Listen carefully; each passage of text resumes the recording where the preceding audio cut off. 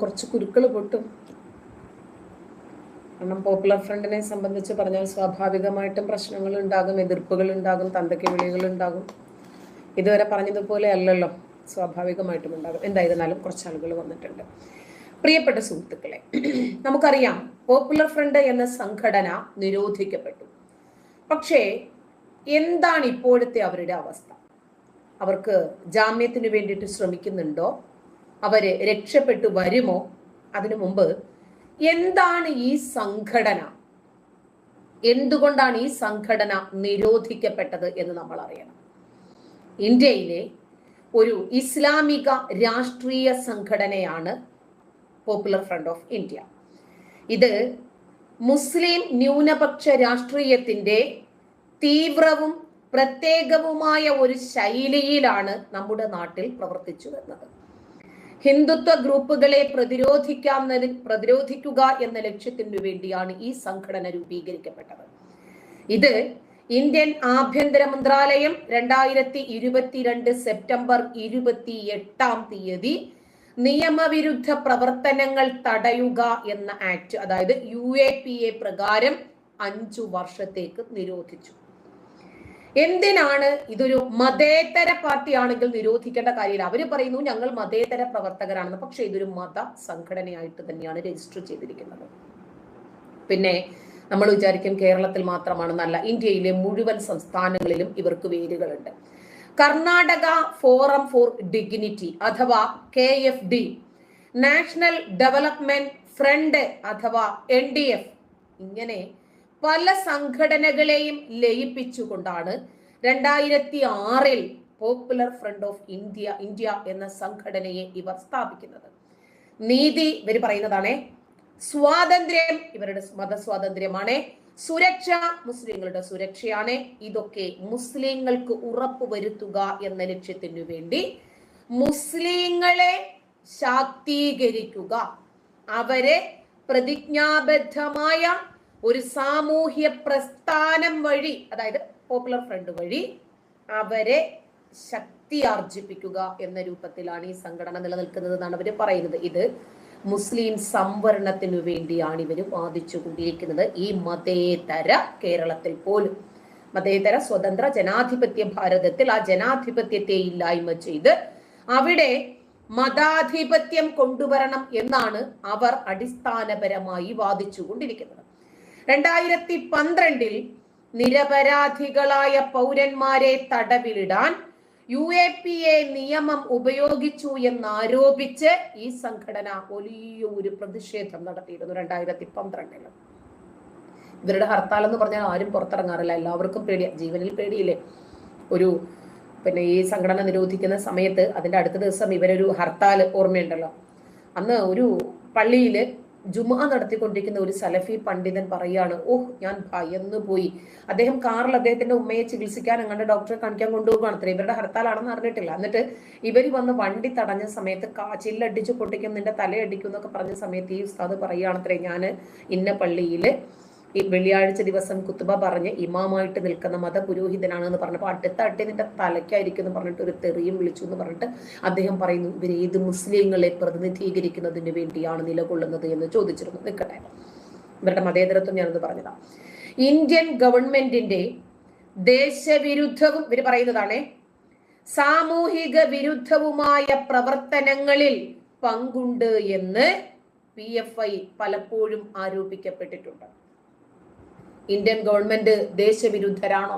അങ്ങനെയാണെങ്കിൽ ഈ സംഘടനയെ നിരോധിക്കാൻ അവർക്ക് കഴിയുമായിരുന്നില്ല. ഇവര് പറയുവാണ് ഇന്ത്യൻ ഗവൺമെന്റിന്റെ ദേശവിരുദ്ധമായ പ്രവർത്തനങ്ങൾക്ക് എതിരെ പ്രവർത്തിക്കുന്നതിന് വേണ്ടിയും രാജ്യത്തിന്റെ റിപ്പബ്ലിക്കിനെ സംരക്ഷിക്കുന്നതിന് വേണ്ടിയുമാണ് ഇവർ നിലകൊള്ളുന്നത് എന്ന് ഇവർ അവകാശപ്പെടുന്നു. ഇന്ത്യൻ മുജാഹിദീന്റെ അഫിലിയേറ്റ് ആയ students Islamic movement of India അഥവാ സിമി, ഓർമ്മയുണ്ടല്ലോ, സിമി എന്ന തീവ്രവാദ സംഘടന നിരോധിക്കപ്പെട്ടു. ഈ സംഘടന ഉയർത്തെഴുന്നേൽറ്റ സമയത്ത് തന്നെ ഇതിന്റെ തീവ്രവാദം ജനങ്ങൾ തിരിച്ചറിഞ്ഞു, സർവോപരി സർക്കാർ തിരിച്ചറിഞ്ഞു. അങ്ങനെയാണ് 2012 ഈ സംഘടനയെ കുറിച്ച് കൂടുതൽ മാധ്യമങ്ങൾ എഴുതുന്നു, പറയുന്നു, ചർച്ച ചെയ്യപ്പെടുന്നു. കേരളത്തിലെയും കർണാടകയിലെയും ചില ഭാഗങ്ങളിൽ രാഷ്ട്രീയ സ്വയം സേവക സംഘ അഥവാ RSSുമായി ഈ പോപ്പുലർ ഫ്രണ്ട് ഓഫ് ഇന്ത്യ എന്ന PFI സംഘടന പലപ്പോഴും അക്രമാസക്തമായ ഏറ്റുമുട്ടലുകളിൽ ഏർപ്പെട്ടിട്ടുണ്ട്. പ്രവർത്തകര് മാരകായുധങ്ങള്, ബോംബുകള്, വെടിമരുന്ന്, വാളുകള് ഇതൊക്കെയായി അധികാരികള് ഇവരെ പിടിച്ചിട്ടുമുണ്ട്.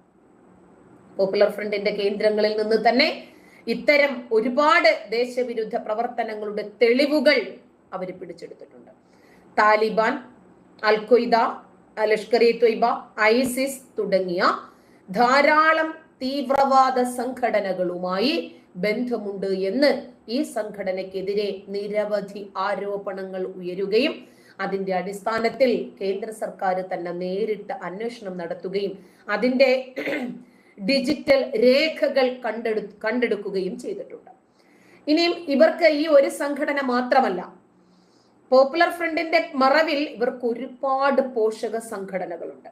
നാഷണൽ വിമൻസ് ഫ്രണ്ട് അഥവാ NWF, campus front of India അഥവാ CFI. ഓർമ്മയില്ലേ അഭിമന്യുവിന്റെ തലയെടുത്തത്? അതെ, അഭിമന്യുവിന്റെ ഹൃദയത്തിലെ കാഴത്തിൽ കത്തി കുത്തി കയറ്റിയത് ക്യാമ്പസ് ഫ്രണ്ട് ആയിരുന്നു. പക്ഷേ എന്ത് ചെയ്യാം, വർഗീയത തുലയട്ടെ എന്ന് മതിലിലൊന്ന് എഴുതിപ്പോയി. പക്ഷേ അത് ഇന്ന സംഘടനയാണ് ചെയ്തത് എന്ന് ഏറ്റു പറയാൻ പോലും ഒരു ഇടതനം തയ്യാറായിട്ടില്ല. പോട്ടെ. അപ്പോ ഇങ്ങനെ ഒരുപാട് സംഘടനകൾ സമൂഹത്തിലെ വിവിധ വിഭാഗങ്ങളെ പരിപാലിക്കുന്നതിനു വേണ്ടി ഒരുപാട് വിഭാഗങ്ങളെ ഇവർ ക്രിയേറ്റ് ചെയ്തിട്ടുണ്ട്. ഈ വിഭാഗങ്ങൾ ഉൾപ്പെടെ ആഭ്യന്തര മന്ത്രാലയത്തിന്റെ നിരോധനം പോപ്പുലർ ഫ്രണ്ട് ഓഫ് ഇന്ത്യയുടെ 8 അനുബന്ധ സംഘടനകളിലേക്കും വ്യാപിച്ചിട്ടുണ്ട്. പോപ്പുലർ ഫ്രണ്ട് ഓഫ് ഇന്ത്യ എന്ന സംഘടനയെ നിരോധിക്കുമ്പോൾ അതിലെ ഒരുപാട് പോഷക സംഘടനകളെയും നിരോധിക്കേണ്ടുന്ന ഒരു അവസ്ഥ എത്തിയിട്ടുണ്ട്. നമുക്കറിയാം എന്താണ് അവര് ഈ നാട്ടിൽ കാഴ്ചവെച്ചിരുന്നത്. ഈ പോപ്പുലർ ഫ്രണ്ട് ഓഫ് ഇന്ത്യയുടെ ധാരാളം നേതാക്കളെ റെയ്ഡിൽ പിടിച്ചുകൊണ്ടുപോയത് നമുക്കറിയാം. 8-9ഓളം സംസ്ഥാനങ്ങളിൽ ഒരേ ദിവസം ഒരേ സമയം ആരംഭിച്ച NIA റെയ്ഡിൽ ഒരുപാട് നേതാക്കളെ പൊക്കിയെടുത്ത് ഡൽഹിയിലേക്ക് NIA കൊണ്ടുപോയിരുന്നു. സംസ്ഥാന പോലീസിന്റെ ഒരു പുൽക്കൊടി പോലും അറിയാതെ ഡൽഹിയിൽ നിന്ന് അജിത് ഡോവലും സംഘവും ഓപ്പറേറ്റ് ചെയ്ത ഒരു ഓപ്പറേഷൻ ഒക്ടോപസ്. ആ ഓപ്പറേഷനിൽ ഒരു വെളുപ്പിനെ 3 മണിക്ക് റെയ്ഡ് നടത്തുന്നു. ഈ റെയ്ഡിൽ ഒരുപാട് നേതാക്കന്മാർ കുടുങ്ങുന്നു. ഈ നേതാക്കന്മാരെയൊക്കെ അറസ്റ്റ് ചെയ്ത് അപ്പോഴേ ഡൽഹിക്ക് കൊണ്ടുപോയി അങ്ങനെ അവരെയൊക്കെ തീഹാർ ജയിലിൽ അടയ്ക്കുകയാണ് ചെയ്തത്. പക്ഷേ ഇതുവരെ ഏതെങ്കിലും മാധ്യമങ്ങൾ അവരെ കുറിച്ച് ഇപ്പോൾ എന്താണ് അവരുടെ അവസ്ഥ എന്ന് എഴുതിയോ? ഇതാണ് നമ്മൾ ഇന്നിവിടെ ചർച്ച ചെയ്യുന്നത്. ഇവരെന്താണ് ഇത്രയും കാലവും ഈ സ്വതന്ത്ര ഭാരതത്തിൽ ചെയ്തു കൂട്ടിയത്? എന്താണ് ഇവർ കേരളത്തിലെ മുസ്ലിങ്ങൾക്ക് വേണ്ടി ചെയ്തത്?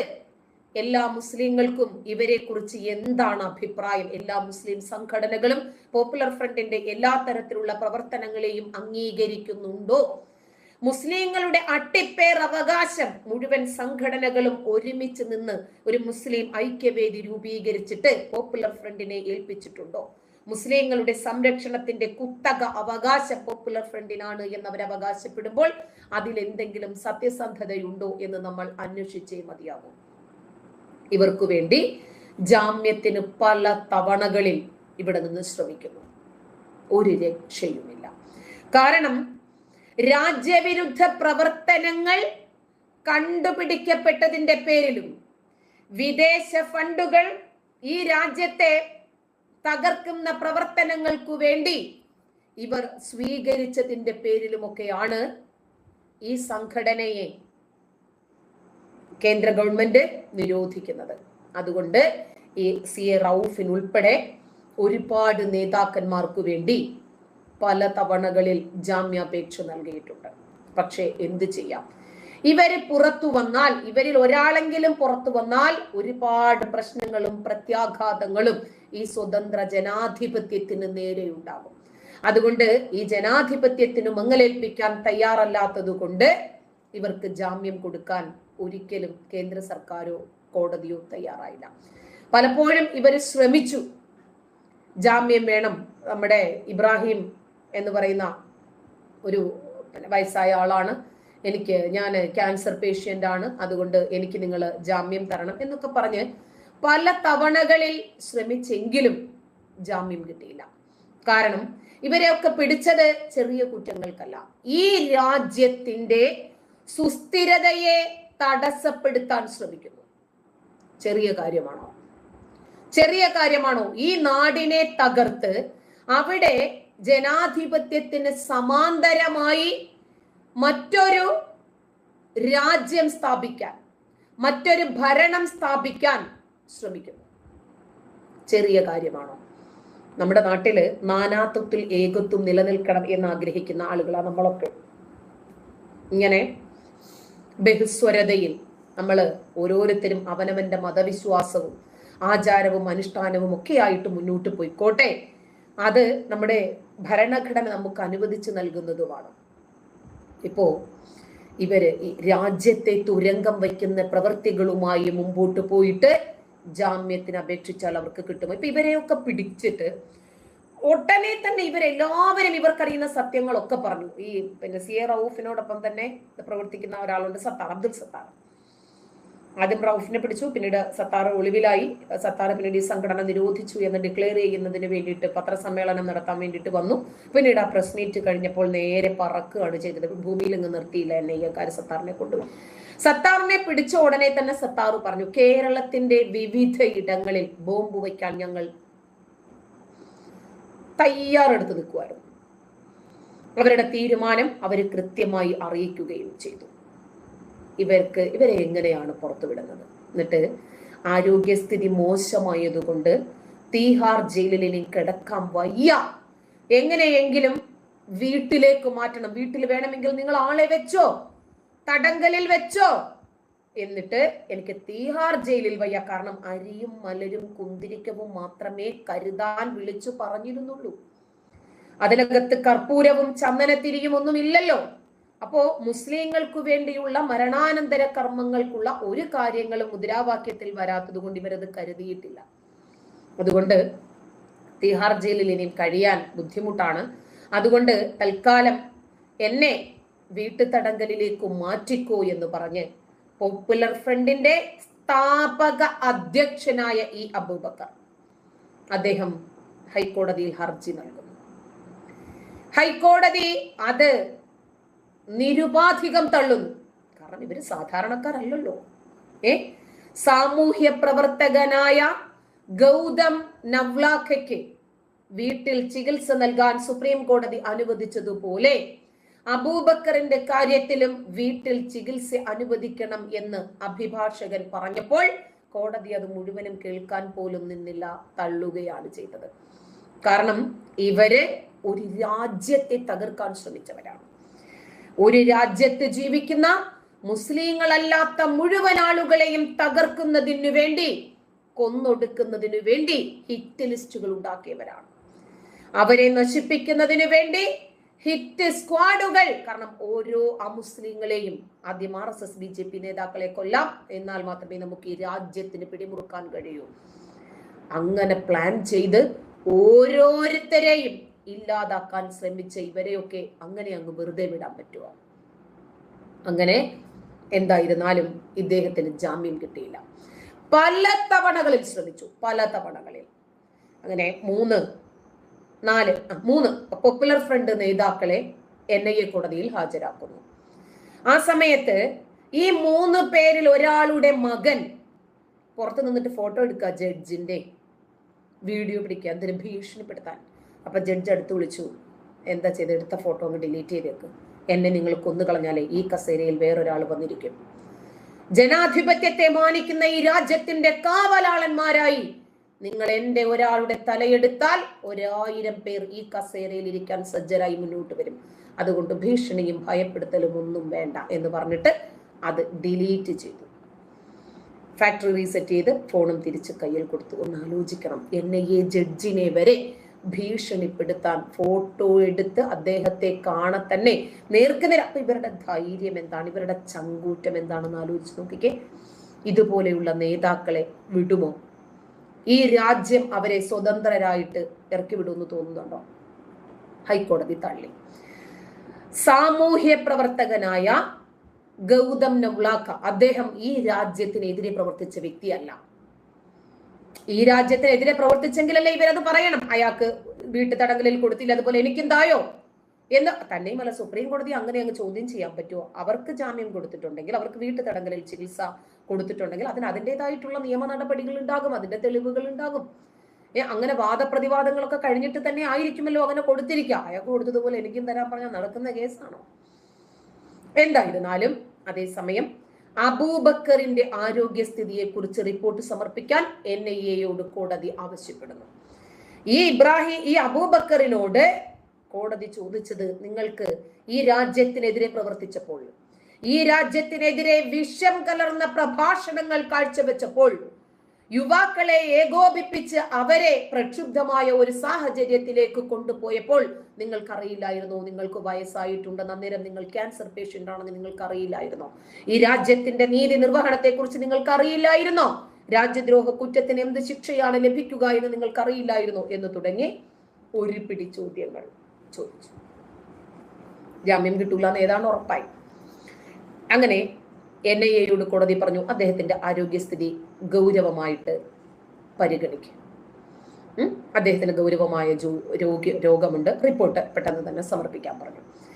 അങ്ങനെ ഇക്കാര്യത്തില് എയിംസിനോട് ഒരു മെഡിക്കൽ ബോർഡ് രൂപീകരിക്കാൻ നിർദ്ദേശിക്കണോ എന്നതിനെ കുറിച്ച് പരിശോധിക്കണം എന്ന രൂപം വരെ എത്തി ചർച്ചയിൽ. എയിംസിൽ പ്രവേശിപ്പിക്കണമെങ്കിൽ അതും ഞങ്ങൾ നിർദ്ദേശിക്കും എന്ന് കോടതിയും പറഞ്ഞു. അദ്ദേഹത്തിന് ചികിത്സ കിട്ടണം. ജസ്റ്റിസുമാരായ സിദ്ധാർത്ഥ് മൃദുൽ, അതുപോലെ തൽവന്ത് സിംഗ് ഇവരുൾപ്പെട്ട ഡിവിഷൻ ബെഞ്ച് പറഞ്ഞു, ഞങ്ങൾക്കത് അറിയണം അദ്ദേഹത്തിന്റെ. കാരണം ഒരു മനുഷ്യന്റെ മനുഷ്യാവകാശത്തിൽ ഏറ്റവും പ്രധാനപ്പെട്ടതാണ് ജീവിക്കാനുള്ള അവകാശം. അതിൽ അദ്ദേഹത്തിന് ആരോഗ്യത്തോടു കൂടി തന്നെ ജീവിക്കണം, ഒരു പ്രയാസവും വരാൻ പാടില്ല. അപ്പൊ ജഡ്ജിമാർ രണ്ടുപേരും പറഞ്ഞു, അദ്ദേഹത്തിന്റെ മുഴുവൻ ട്രീറ്റ്മെന്റ് റിപ്പോർട്ടുകളും അദ്ദേഹത്തിന്റെ പ്രസന്റ്ലി ഉള്ള ആരോഗ്യസ്ഥിതിയും ഒക്കെ ഞങ്ങളെ ഒന്ന് അറിയിക്കും. അങ്ങനെ മെഡിക്കൽ റിപ്പോർട്ട് തയ്യാറാക്കാൻ എയിംസ് സ്പെഷ്യലിസ്റ്റുകളെ കൂടി ഉൾപ്പെടുത്താനും കോടതി നിർദ്ദേശിച്ചു. ക്യാൻസർ, അതുപോലെ പാർക്കിൻസൺസ്, രക്തസമ്മർദ്ദം, ഷുഗർ, കാഴ്ചക്കുറവ്, ഈ കാരണങ്ങളൊക്കെയാണ് അബൂബക്കർ ജാമ്യത്തിനു വേണ്ടിയിട്ട് ഉന്നയിച്ചത്. അപ്പോ ഡോക്ടർമാരുടെ കണ്ടെത്തലുകൾ എന്താണ് എന്ന് കോടതിയെ അറിയിക്കണം. എന്ത് ചികിത്സകളാണ് ഡോക്ടർമാർ നിർദ്ദേശിച്ചിരിക്കുന്നത് എന്നതും കോടതിയെ അറിയിക്കണം. 2024 വരെ സ്കാനിങ്ങിന് കാത്തിരിക്കാൻ പറ്റില്ല എന്നും അത് സ്വീകാര്യമല്ല എന്നും അദ്ദേഹത്തിന്റെ വക്കീല് കോടതിയിൽ വാദിച്ചു. അദ്ദേഹം ഒരു കുറ്റകൃത്യത്തിന്റെ പേരിലാണ് ജയിലിൽ കഴിയുന്നത് എന്ന് വക്കീലിനെ കോടതി ഓർമ്മിപ്പിച്ചു. ചെറിയ കുറ്റമല്ല, രാജ്യവിരുദ്ധതയാണ്. അതിനർത്ഥം ചികിത്സ കിട്ടാൻ ഈ 2024 വരെ കാത്തിരിക്കണം എന്നല്ല. അബൂബക്കറിന്റെ തലച്ചോറിന്റെ MRI സ്കാനിങ് തീയതി ഉറപ്പാക്കാൻ കോടതി നിർദ്ദേശം വന്നു. അബൂബക്കറിന്റെ ജാമ്യം മുമ്പ് NIA കോടതി തള്ളിക്കളഞ്ഞ കാര്യം അബൂബക്കറിന്റെ അഭിഭാഷകൻ അദിത് പൂജാരി പറഞ്ഞു. ചിലപ്പോ എയിംസിലെ ചികിത്സയ്ക്ക് വിധേയമാക്കും എന്നാണ് NIA കോടതി പറഞ്ഞു. ആ കാര്യവും അഭിഭാഷകൻ ബോധിപ്പിച്ചു. കാരണം അദ്ദേഹം രോഗിയാണെങ്കിൽ തീർച്ചയായിട്ടും അദ്ദേഹത്തിന് അതിന് ചികിത്സ വേണം. ഇദ്ദേഹം 1970-കളിലാണ്, അല്ല 1970 എന്ന് പറയുമ്പോൾ ഒത്തിരി പുറകോട്ടാണ്, ഇല്ല, പിന്നെ ഈ സംഘടന സിമി എന്ന സംഘടന എത്രയോ മുമ്പ് വന്നതാണ്. അത് കഴിഞ്ഞിട്ട് ആ സംഘടന അതിന്റെ തീവ്രവാദം കാരണം നിരോധിക്കുമ്പോൾ ആ സംഘടനയുടെ തലപ്പത്തുള്ള ആൾക്കാരാണ് നമ്മുടെ KT ജലീലിനെ പോലെയുള്ള ആളുകൾ. എന്നിട്ട് അത് കഴിഞ്ഞിട്ട് NDF വരുന്നു, നാഷണൽ ഡെവലപ്മെന്റ് ഫ്രണ്ട്. അത് നിരോധിച്ചു കഴിഞ്ഞപ്പോൾ PDP, അബ്ദുൽ നസർ മദനിയുടെ കെയർ ഓഫില്, അങ്ങനെ SDPI വരുന്നു, PFI വരുന്നു. ഇങ്ങനെ ഒരുപാട് സംഘടനകൾ ഇവര് ക്രിയേറ്റ് ചെയ്തു. ഈ സംഘടനകളുടെ ഒക്കെ രാജ്യവിരുദ്ധത കണക്കിലെടുത്ത് നിരോധിച്ചുകൊണ്ടിരിക്കുവാണ് കേന്ദ്ര സർക്കാർ. ഈ അബൂബക്കർ എന്ന വ്യക്തിക്ക് ഏതാണ്ട് ഒരു 70ഓളം വയസ്സുണ്ട്. അതുകൊണ്ട് ഇദ്ദേഹം വയസ്സ് പറയുന്നുണ്ട്, പ്രായത്തിന്റെ ആനുകൂല്യം ലഭിക്കണമെന്ന് പറയുന്നുണ്ട്, രോഗിയാണ് എന്ന് പറയുന്നുണ്ട്. വീട്ടിൽ തടങ്കലിൽ ഇട്ടിട്ട് എന്നെ ചികിത്സിച്ചോ, നിങ്ങൾ പിന്നെ വീട്ടിൽ നിങ്ങൾ പോലീസുകാരെ വെച്ച് ഒരു കുഴപ്പമില്ല, പക്ഷെ എനിക്ക് തിഹാർ ജയിലിൽ വയ്യ, എനിക്ക് ചികിത്സ വേണം, ശാരീരികവും മാനസികവുമായ ഒരുപാട് ബുദ്ധിമുട്ടുകൾ തനിക്കുണ്ട് എന്ന് അബൂബക്കറിന്റെ അഭിഭാഷകൻ കോടതിയിൽ ബോധ്യപ്പെടുത്തുന്നു. നമ്മുടെ വിഷയം ഇതൊന്നും അല്ല കേട്ടോ, ഞാൻ ഇതിലേക്ക് വരാം. അതായത് ഒക്ടോബറിൽ നടത്തേണ്ടുന്ന ഒരു പരിശോധന ഉണ്ടായിരുന്നു നമ്മുടെ അബൂബക്കർ സാഹിബിന്. അത് ഈ ടെസ്റ്റ് ഇപ്പോൾ 2023 ജനുവരിയിൽ നടത്താമെന്ന് കോടതി നേരത്തെ തന്നെ പറഞ്ഞത് നടത്തുകയും ചെയ്തു. അദ്ദേഹത്തിന് ശാരീരികമായ അസ്വസ്ഥതകളുണ്ട്, കുറച്ച് അടിയന്തരമാണ് എന്ന് അഭിഭാഷകൻ കോടതിയിൽ പറഞ്ഞു. ഏതെങ്കിലും ഒരു തീവ്രവാദ പ്രവർത്തനം നടത്താൻ ആസൂത്രണം ചെയ്യുന്ന ഒരു സന്ദർഭത്തിലല്ല അദ്ദേഹത്തെ അറസ്റ്റ് ചെയ്തത്. അദ്ദേഹം ഏജ്ഡ് ആയിരുന്നു. 2022 ഏപ്രിൽ 13 നടത്തിയ കൂട്ട അറസ്റ്റിലാണ് അദ്ദേഹത്തിന് അറസ്റ്റ് ചെയ്തത്. അതിനെ ഞാൻ ന്യായീകരിക്കാൻ തയ്യാറല്ല എന്ന് വക്കീൽ കോടതിയിൽ പറയുന്നു. ഗൂഢാലോചന നടത്തിയതിന്റെ പേരിലാണ് അബൂബക്കറിനെ അറസ്റ്റ് ചെയ്തത് എന്നാണ് NIA കുറ്റപത്രത്തിലും പറഞ്ഞിട്ടുള്ളത്. അബൂബക്കറിന്റെ അഭിഭാഷകൻ കൃത്യമായി വാദിച്ചുകൊണ്ടേയിരുന്നു. പിന്നീട് ഗൗതം നവ്ലാഖയുടെ കേസിനെ കുറിച്ച് അഭിഭാഷകൻ വാദമുയർത്താൻ ശ്രമിച്ച സമയത്ത് കോടതി അതിന് അനുവദിച്ചില്ല. കാരണം അതും ഇതും തമ്മിൽ ബന്ധമില്ല. ഈ ഗൗതം നവ്ലാഖ എന്ന് പറയുന്ന വ്യക്തി ഒരു സാമൂഹ്യ പ്രവർത്തകനാണ്. ഇയാൾ രാജ്യദ്രോഹ സംഘടനയുമായി പ്രവർത്തിച്ച ആളുമാണ്. അതുകൊണ്ട് അതിലേക്ക് കടക്കണ്ട എന്ന് കോടതി തുടക്കം തന്നെ വക്കീലിനെ വിലക്കി. സാമൂഹ്യ പ്രവർത്തകനായ ഗൗതം നവ്ലാഖയ്ക്ക് വീട്ടിൽ ചികിത്സ നൽകാൻ സുപ്രീം കോടതി അനുവദിച്ചില്ലേ, അതുകൊണ്ട് അബൂബക്കറിന്റെ കാര്യത്തിലും വീട്ടിൽ ചികിത്സ അനുവദിക്കണമെന്ന് അഭിഭാഷകൻ ഉയർത്താൻ ശ്രമിച്ചു. ഗൗതം നവ്ലാഖയുടെ കാര്യം നിങ്ങൾക്കറിയില്ല എന്നാണ് കോടതി പറഞ്ഞത്. അങ്ങനെയാണെങ്കിൽ അതിനുള്ള എല്ലാ തെളിവുകളും താങ്കൾ കാണിക്കണം എന്ന് വക്കീലിനോട് കോടതി പറഞ്ഞു. ജാമ്യം നൽകാനുള്ള യോഗ്യതയെ കുറിച്ച് ഞങ്ങളെ പഠിപ്പിക്കേണ്ട, കോടതി പറയാം. ജാമ്യം നൽകുമെന്ന് നിങ്ങൾ വിശ്വസിക്കുന്നുണ്ടോ ഇത്തരം തെളിവുകൾ നിരത്തിയാൽ? അങ്ങനെയാണ് വക്കീലിനോട് കോടതി ചോദിച്ചത്. അപ്പൊ കോടതി പറഞ്ഞു ഇദ്ദേഹത്തിന് ജാമ്യം നൽകാൻ കഴിയില്ല. കറ്റൻട്രി ആയിട്ട് അങ്ങ് പറഞ്ഞു. ഇടക്കാല ജാമ്യാപേക്ഷ സമർപ്പിച്ചാൽ പിന്നീട് പരിഗണിക്കാമെന്ന് കോടതി നിർദ്ദേശിച്ചു. കാരണം ഇവർക്കൊരു സമാധാനവും വേണമല്ലോ, അദ്ദേഹം രോഗിയാണ്. പക്ഷേ ഇത്തരം ഒരു അപേക്ഷ നിലവിലില്ലെന്നും കോടതി പറഞ്ഞ് ആ പ്രതീക്ഷയുടെ മുന ഒടിക്കുകയും ചെയ്തു. ഇവിടെ നമ്മുടെ വിഷയം അതല്ല. അതാ ഞാൻ പറഞ്ഞത്, ഞാൻ ആ വിഷയത്തിലേക്ക് വരാം എന്ന് ഞാൻ പറയാനുള്ള കാരണം അതാണ്. അതായത് പോപ്പുലർ ഫ്രണ്ട് നേതാക്കളിൽപ്പെട്ട നല്ലൊരു വിഭാഗം ആളുകളെ അന്ന് ഈ സംഘടന നിരോധിക്കുന്നതിന് തൊട്ടു മുമ്പ് അറസ്റ്റ് ചെയ്ത് കൊണ്ടുപോയിരുന്നല്ലോ.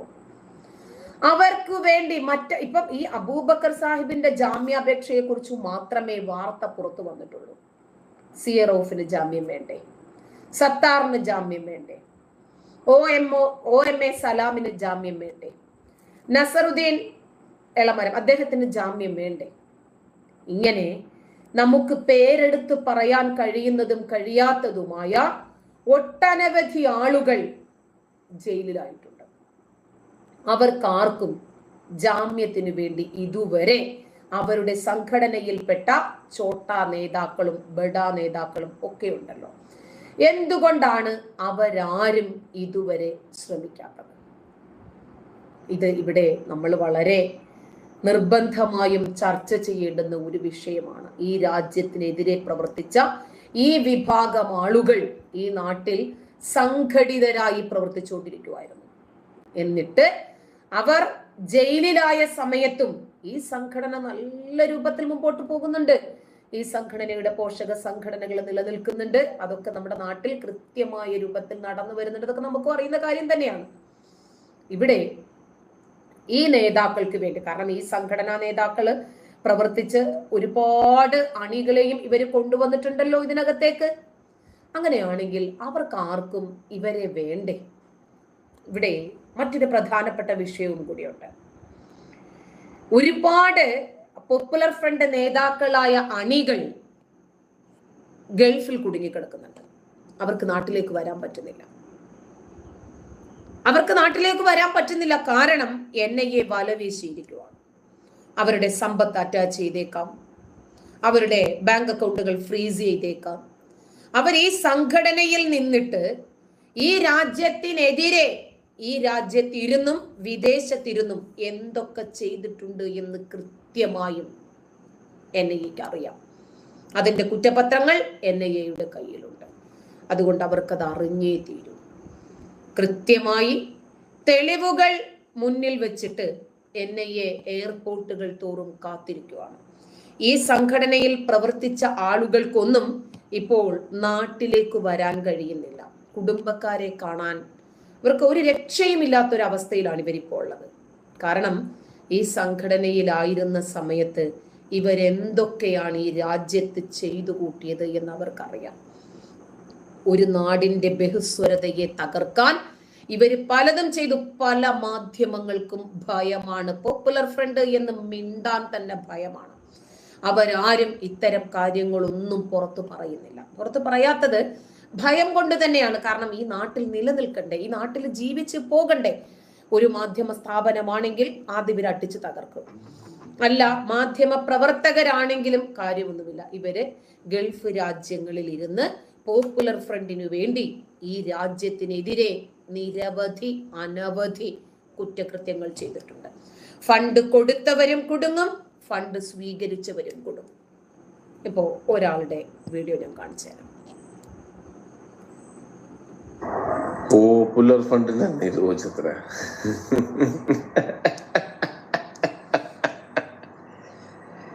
ഇത്രക്ക് തലച്ചോറില്ലാത്ത ആൾക്കാരാണ് കേന്ദ്രത്തിലേക്കാണ്. പോപ്പുലർ ഫണ്ട് എന്ന് പറഞ്ഞ ആ ഒരു വേർഡ് നിങ്ങൾക്ക് നിരോധിക്കാൻ പറ്റുള്ളൂ. അതിനുള്ളിൽ പ്രവർത്തിക്കുന്ന കുറച്ച് ചങ്ക് ചക്കന്മാരുണ്ട്, കുറച്ച് ആൾക്കാരുണ്ട്. അവരങ്ങ് നിരോധിക്കാൻ പറ്റുമോ? അത് ഈമാന്റെ പവർ എന്ന് പറഞ്ഞു കഴിഞ്ഞാൽ അത് വേറൊരു പവറാണ്. വല്ല കാര്യണ്ട. നിങ്ങളിപ്പോ അത് നിരോധിച്ചു. നിങ്ങൾ പണ്ട് NDA നിരോധിച്ചു. എന്നിട്ട് ഇപ്പൊ എന്തുണ്ടായി? സംഖ്യകളെ കൂടി കിടന്നിട്ട് ആർമാദിക്കാണ്. അതാ കഴിഞ്ഞ് എല്ലാം കഴിഞ്ഞ് ഇനി ഇവരെ ഒന്നും തൊടാൻ പറ്റില്ല, ഇനി ഇവരെ കൊണ്ട് ഒന്നും ചെയ്യാൻ പറ്റില്ല. അതെന്റെ പൊന്നു മക്കൾ, ആ പേര് മാത്രമേ നിരോധിച്ചിട്ടുള്ളൂ. അതിനുള്ളിൽ പ്രവർത്തിക്കുന്ന ടീമുകളുണ്ടല്ല, അവരൊക്കെ ജീവിച്ചിരിപ്പുണ്ട്. അതും കൂടി ആലോചിച്ചാണ്ട് എന്തായാലും ഇൻഷാ അല്ലാഹ് ബിദ്നില്ല അല്ലാഹ് നമുക്ക് കാണാൻ വച്ചാൽ പരിപാടി എന്താണുള്ളത്. നിങ്ങള് മറ്റേ നിയമം ഇതൊക്കെ നിങ്ങളെ കയ്യിൽ തന്നെ അല്ലേ? എല്ലാം നിങ്ങളെ കയ്യിലാണല്ലോ. അപ്പൊ നിങ്ങള് പല ഊടായ്പും കാണിക്കുമല്ലോ, ഞങ്ങൾക്ക് അറിയാം. ഇതൊക്കെ ഞങ്ങൾക്ക് കുറെ മുന്നേ, ഇപ്പോഴൊന്നല്ല, ഒരുപാട് മുന്നേ ഞങ്ങളെ റസൂലുള്ളാഹി സ്വല്ലല്ലാഹു അലൈഹി വസല്ലം അങ്ങോട്ട് പറഞ്ഞു തന്നിട്ടുണ്ട്.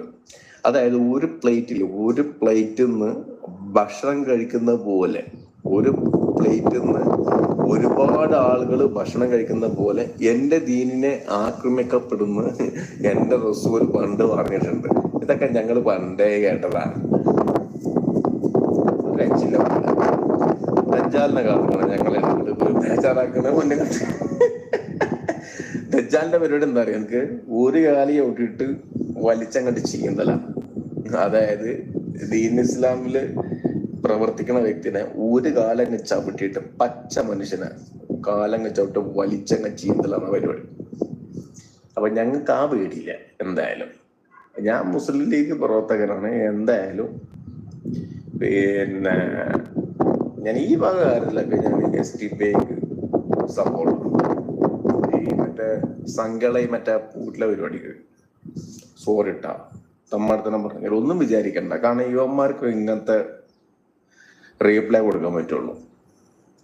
അപ്പൊ അതുകൊണ്ട് പറഞ്ഞാണ്. ഇപ്പൊ നമ്മളൊന്നും മൂലത്തിൽ നിങ്ങൾ ഗേക്കിലിട്ട് ഇളക്കാനൊന്നും നിങ്ങൾ ആരും വരാൻ നിൽക്കണ്ട. വന്നു കഴിഞ്ഞാൽ പൊന്നങ്ങട്ടെ ഈ പറഞ്ഞ ദജ്ജാലിന്റെ പരിപാടി നമ്മൾ അങ്ങോട്ട് ചെയ്യും. കേട്ടല്ലോ. അതായത് ഇവര് കിലോ കണക്കിന് സ്വർണം കടത്തി കൊണ്ടുവരുന്നതാണ് മലദ്വാർ ഗോൾഡ്. അതുകൊണ്ട് നിങ്ങൾ വല്ലാതെ ഈർക്കിലിട്ട് ഞങ്ങളോട് ഇങ്ങോട്ട് ഇളക്കാൻ നിൽക്കണ്ട. ഞാൻ പറഞ്ഞതല്ലേ, അയാൾ പറഞ്ഞതാണ്. ഇങ്ങനെ ഇവർക്കൊന്നും ഇപ്പോ നാട്ടിൽ വരാൻ പറ്റില്ല. നമ്മുടെ കമന്റ് ബോക്സ് നോക്കിയാൽ അറിയാം. പോപ്പുലർ ഫ്രണ്ടിനെ പറഞ്ഞാല്, ഇനിയിപ്പോ SDPIയെ പറഞ്ഞാൽ ഇവർക്ക് എത്രമാത്രം പൊള്ളുന്നുണ്ടെന്നറിയാം. കാരണം ഇവരൊക്കെ ഇന്നല്ലെങ്കിൽ നാളെ ഇസ്ലാമിക രാജ്യം വരും എന്ന് പ്രതീക്ഷിച്ച് കാത്തിരിക്കുന്ന ആളുകളാണ്. ഇവര് പോപ്പുലർ ഫ്രണ്ടിനെ പ്രത്യക്ഷമായോ പരോക്ഷമായോ അംഗീകരിക്കുന്ന ആളുകളാണ്. ഇപ്പോ ആദ്യം തൃശ്ശൂരില് വിയ്യൂരിലെ അതീവ സുരക്ഷാ ജയിലില് ഈ ISIS പോപ്പുലർ ഫ്രണ്ട് ഭീകരവാദികൾ ഉണ്ടായിരുന്നു. അവര് ജയിൽ അധികൃതരെ ആക്രമിക്കുന്നു. നിങ്ങൾ ഇന്ന് ഫ്രാൻസിൽ നിന്നൊരു വാർത്ത കണ്ടിരുന്നു.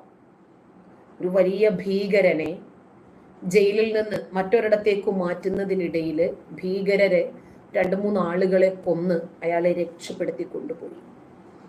ആലോചിക്കണം, ഫ്രാൻസ് ഇപ്പോൾ നിന്ന് കത്തിക്കൊണ്ടിരിക്കുകയാണ്. അതുപോലെ പല സ്ഥലങ്ങളിലും ഇവരിതിന് ശ്രമിച്ചിട്ടുണ്ട്. ഇവർ നമ്മൾ വിചാരിക്കുന്നത്ര നിസ്സാരന്മാരല്ല. ഈ പോപ്പുലർ ഫ്രണ്ട് ഭീകരവാദികള് ജയിൽ അധികൃതരെ ആക്രമിച്ചു. 3 ജയിൽ വാർഡന്മാർക്കാണ് സാരമായിട്ട് അന്ന് പരിക്കേറ്റത്. നിരവധി ഭീകരന്മാരെ കൂടാതെ കൊടി സുനി അടക്കമുള്ള ക്രിമിനലുകളെ പാർപ്പിച്ചിരുന്ന ജയിലാണ് ആക്രമിക്കപ്പെട്ടത്. അതീവ സുരക്ഷയുണ്ടാകേണ്ടുന്ന ജയിലില് അന്ന് ഉണ്ടായ കലാപ സമാനമായ സാഹചര്യം രാജ്യസുരക്ഷയെ പോലും ഗുരുതരമായി ബാധിക്കുന്നതാണ് എന്നാണ് മാധ്യമങ്ങൾ എഴുതിയത്. ഭീകരവാദ കേസിലെ പ്രതികളെ മറ്റുള്ളവർക്കൊപ്പം പാർക്കാൻ അനുവദിച്ച കേരള പോലീസാണ് ഇപ്പോഴത്തെ സംഭവങ്ങൾക്ക് ഉത്തരവാദി എന്ന് മാധ്യമങ്ങൾ എഴുതി. ജയിലിനകത്ത് നിർബാധം കൂട്ടുകൂടാൻ, യോഗങ്ങൾ നടത്താൻ കിട്ടിയ അവസരമാണ് കലാപമായി ആ സമയത്ത് പുറത്തു വന്നത്. സുരക്ഷാ വീഴ്ചയെ പറ്റി സമഗ്രമായ അന്വേഷണം നടത്താൻ ജയിൽ DGP തയ്യാറാകണം എന്നായിരുന്നു അന്ന് കേന്ദ്രം പറഞ്ഞത്. ജയിലിൽ പോലും ഇവർക്ക് സുഭിക്ഷമായി ഉണ്ണാനും ഉറങ്ങാനും പ്രവർത്തിക്കാനും സാധിക്കുന്നു. നമുക്കറിയാം, പോപ്പുലർ ഫ്രണ്ടിന്റെ ഭീകരവാദ പരിശീലന കേന്ദ്രങ്ങൾ NIA ആണ്. നേരിട്ട് കേന്ദ്രം ഇടപെട്ടത് കൊണ്ട് മാത്രമാണ് ഈ സംഘടനയെ നിരോധിക്കാൻ തന്നെ കഴിഞ്ഞത്. അതുകൊണ്ടാണ് പലതും കണ്ടുകെട്ടാൻ കഴിഞ്ഞത്. ഇത് NIA ഇത് കണ്ടുപിടിച്ചോ ഇല്ലയോ എന്നതിനേക്കാൾ സാധാരണക്കാരായ നമ്മളെ ഭയപ്പെടുത്തേണ്ടത് ഇത്രയും കാലം നിർബാധം ഈ കേരളക്കരയിൽ അവർക്ക് പ്രവർത്തിക്കാൻ സാധിച്ചു എന്ന ആശങ്കയാണ്. ഉന്നത വിദ്യാഭ്യാസവും മതേതര മൂല്യവും ഉണ്ട് എന്ന് വാതോരാതെ പറയുന്ന ഈ കേരളക്കരയിൽ ലോകത്തിന്റെ വിവിധ കോണുകളിലേക്ക് ഭീകരവാദികളെ പരിശീലിപ്പിച്ചയക്കാനുള്ള ലൈസൻസ് ഈ കേരളക്കരയിലുണ്ട് എന്ന് പറയുമ്പോൾ നമ്മുടെ കേരളം എത്രമാത്രം അധപ്പതിച്ചിരിക്കുന്നു എന്ന് ചിന്തിച്ചു നോക്കും. ഭീകരവാദികൾ ഈ കേരളത്തെ എത്രമാത്രം വിഴുങ്ങിയിരിക്കുന്നു എന്ന് ചിന്തിച്ചു നോക്കുക. ഭീകരവാദത്തിന് മതമില്ല എന്ന് പറയുമ്പോഴും കേരളത്തിൽ ഭീകരവാദം ശക്തിപ്പെടുന്നത് മതത്തിന്റെ മറവിലാണ്. പിടിക്കുന്ന പ്രതികളുടെ എല്ലാ മതം ഇസ്ലാമായിരിക്കും. എല്ലാ മുസ്ലിങ്ങളും തീവ്രവാദികളാണെന്ന് നമ്മൾ പറയുന്നില്ല, പക്ഷെ പിടിക്കപ്പെട്ട തീവ്രവാദികളെല്ലാം മുസ്ലിങ്ങളായിരുന്നു. നമ്മുടെ കേരളത്തിന്റെ സമാധാന അന്തരീക്ഷത്തെ, സമാധാനകാംക്ഷികളായ നല്ലവരായ മുസ്ലിങ്ങളെ കൂടി പ്രതിസന്ധിയിലാക്കുകയാണിത്. ഇടതു വലതു മുന്നണികൾ നടത്തിയ നഗ്നമായ മതപ്രീണനത്തിന്റെ ഗുണഭോക്താക്കളല്ല, ഇരകളാണ് യഥാർത്ഥത്തിൽ ഇവിടുത്തെ മുസ്ലിങ്ങൾ. ഇടതനും വലതനും സമഗ്രമായി പരിപോഷിപ്പിക്കുകയും ഇവരെ ഇവിടെ തഴച്ചു വളരാൻ അനുവദിക്കുകയും ചെയ്യുന്ന രൂപത്തിലുള്ള സാഹചര്യങ്ങൾ ഉണ്ടാക്കിയിട്ട് പിന്നീട് തലയിൽ കൈവച്ച് വിളിച്ചിട്ട് കാര്യമില്ല. എങ്ങനെയാണ് മലപ്പുറത്ത് പോപ്പുലർ ഫ്രണ്ടിന്റെ കേന്ദ്രം ഇത്ര നാളും പ്രവർത്തിച്ചത് എന്ന ചോദ്യം നമ്മൾ ഓരോരുത്തരും ചിന്തിക്കണം. ഇവിടെ നിന്നിറങ്ങിയ ഭീകരർ എത്ര നിരപരാധികളെ ക്രൂരമായി വധിച്ചിട്ടുണ്ടാകണം, എത്ര ഇവരുടെ കൊലപാതകങ്ങൾ എത്ര എണ്ണം സാധാരണ ആക്സിഡന്റുകളായി, സാധാരണ മരണങ്ങളായി പരിണമിച്ചിട്ടുണ്ടാകണം. ഈ ആയുധ പരിശീലന കേന്ദ്രത്തെ സംരക്ഷിച്ചത് ആരാണ്? എങ്ങനെയാണ് ഈ കേരളത്തിൽ ഇത് നിലനിന്നത്? ആരുടെ രക്ഷാകർതൃത്വം ഉള്ളത് കൊണ്ടാണ് അന്വേഷണ ഏജൻസികൾ ഇവരെ ഇതുവരെ തൊടാതെ പോയത്? കേരളത്തിലെ മുസ്ലിങ്ങൾക്കും മലപ്പുറത്തിനും അപമാനമായ ഗ്രീൻ വാലിയെ കുറിച്ചിട്ടാണ് സംസാരിച്ചു വരുന്നത്. ഇവിടെ ഒരുപാട് ഭീകരർക്ക് സംരക്ഷണം ഒരുക്കിയ ആളുകളെ, ഇത്തരം ഒരു തീവ്രവാദ കേന്ദ്രം ഈ കേരളക്കരയിൽ വളർത്തിക്കൊണ്ടുവന്ന ഈ സംഘടനാ നേതാക്കളെ, ഈ സംഘടനയിലെ അണികളെ ഒറ്റപ്പെടുത്താൻ മുസ്ലിങ്ങൾ തയ്യാറായിട്ടില്ലെങ്കിൽ കേരളം മറ്റൊരു സിറിയയാകാൻ, കേരളം മറ്റൊരു താലിബാനാകാൻ വല്ല സമയവും വേണം. എന്നിട്ട് പോപ്പുലർ ഫ്രണ്ടിനെ നിരോധിച്ച സമയത്ത്, അവരെ അറസ്റ്റ് ചെയ്ത സമയത്ത് മുസ്ലിം വേട്ട എന്ന് പറഞ്ഞ് ഇടതനും വലതനും വ്യാജ പ്രൊപ്പഗണ്ടകൾ ഇറക്കി. അത് വിശ്വസിക്കാനാണ് തീരുമാനമെങ്കിൽ നമ്മളെ രക്ഷിക്കാൻ ഒരു നിയമത്തിനും സാധിക്കില്ല. ഒരു നരേന്ദ്രമോദിയും ഒരു അമിത്ഷായും ഒരു അജിത് ഡോവലും വിചാരിച്ചാലും നമ്മളെ ഈ കെണിയിൽ നിന്ന് രക്ഷപ്പെടുത്താൻ സാധിക്കില്ല, നമ്മൾ ചിന്തിച്ച് പ്രവർത്തിച്ചിട്ടില്ലെങ്കിൽ. നമുക്ക് ചിന്തിക്കാൻ തലച്ചോറുണ്ട്, നമുക്ക് അത്തരം ഒരു സാഹചര്യങ്ങളുമുണ്ട്, ധാരാളം തെളിവുകളുമുണ്ട്. എന്നിട്ടും നമ്മുടെ രാജ്യം ഇന്ന് അഭിമുഖീകരിച്ചു കൊണ്ടിരിക്കുന്ന പ്രശ്നങ്ങൾ എന്താണ് എന്ന് ചിന്തിക്കാനും ചിന്തിക്കുന്നതിനനുസരിച്ച് പ്രവർത്തിക്കാനും പ്രതികരിക്കാനും ബോധവൽക്കരണം നടത്താനും നമുക്ക് കഴിഞ്ഞിട്ടില്ലെങ്കിൽ നമ്മളെ ആര് രക്ഷപ്പെടുത്തും? എന്താണ് പോപ്പുലർ ഫ്രണ്ടുകാരുടെ ഇപ്പോഴത്തെ തിഹാർ ജയിലിലെ അവസ്ഥ? ഡയപ്പറിൽ നിന്ന് അവർ ഓരോരോ സത്യങ്ങൾ വീതം വിളിച്ചു പറഞ്ഞുകൊണ്ടിരിക്കുകയാണ്. NIA പുറത്തെടുക്കുന്ന ഓരോ ശിക്ഷാമുറകളിലും ഓരോരോ തെളിവുകൾ ചെയിൻ പോലെ ഒരാളെ പിടിക്കുന്നു, അത് കഴിഞ്ഞിട്ട് അടുത്ത ആള്, അത് കഴിഞ്ഞിട്ട് അടുത്ത ആള്, ഇങ്ങനെ പുറത്ത് വന്നുകൊണ്ടേയിരിക്കുവാണ്. കഴിഞ്ഞ ദിവസം CA റൌഫിനെ സംബന്ധിച്ച് 2 വാർത്തകൾ പുറത്തു വന്നിരുന്നു. അതിലൊന്ന്, അത് ശരിയാണോ തെറ്റാണോ എന്നതിനെ സംബന്ധിച്ച് എനിക്കറിയില്ല. എന്തായിരുന്നാലും നിരോധിത സംഘടനയായ പോപ്പുലർ ഫ്രണ്ട്, ഈ സംഘടനയുടെ മുമ്പത്തെ സംസ്ഥാന സെക്രട്ടറി ആയിരുന്നു റൌഫ്. ഈ റൌഫിനെ സംബന്ധിച്ച ഒരു വാർത്ത സമൂഹ മാധ്യമങ്ങളിൽ മുഴുവനും പ്രചരിച്ചിരുന്നു. ആ വാർത്ത ഏതാണ്ട് വൈറലാകുകയും ചെയ്തിരുന്നു. തിഹാർ ജയിലില് തടവിലായിരിക്കുന്ന വ്യക്തി സഹ തടവുകാരനിൽ നിന്ന് പ്രകൃതി വിരുദ്ധ പീഡനത്തിന് ഇരയാക്കപ്പെട്ടെന്നോ അങ്ങനെയൊക്കെ. അപ്പോ ഒരു പരാതിയായിരുന്നു ഉയർന്നത്. നിരോധിക്കപ്പെട്ട പോപ്പുലർ ഫ്രണ്ട് സംഘടനയുടെ സംസ്ഥാന സെക്രട്ടറി പ്രകൃതി വിരുദ്ധ പീഡനത്തിന് ഇരയായി.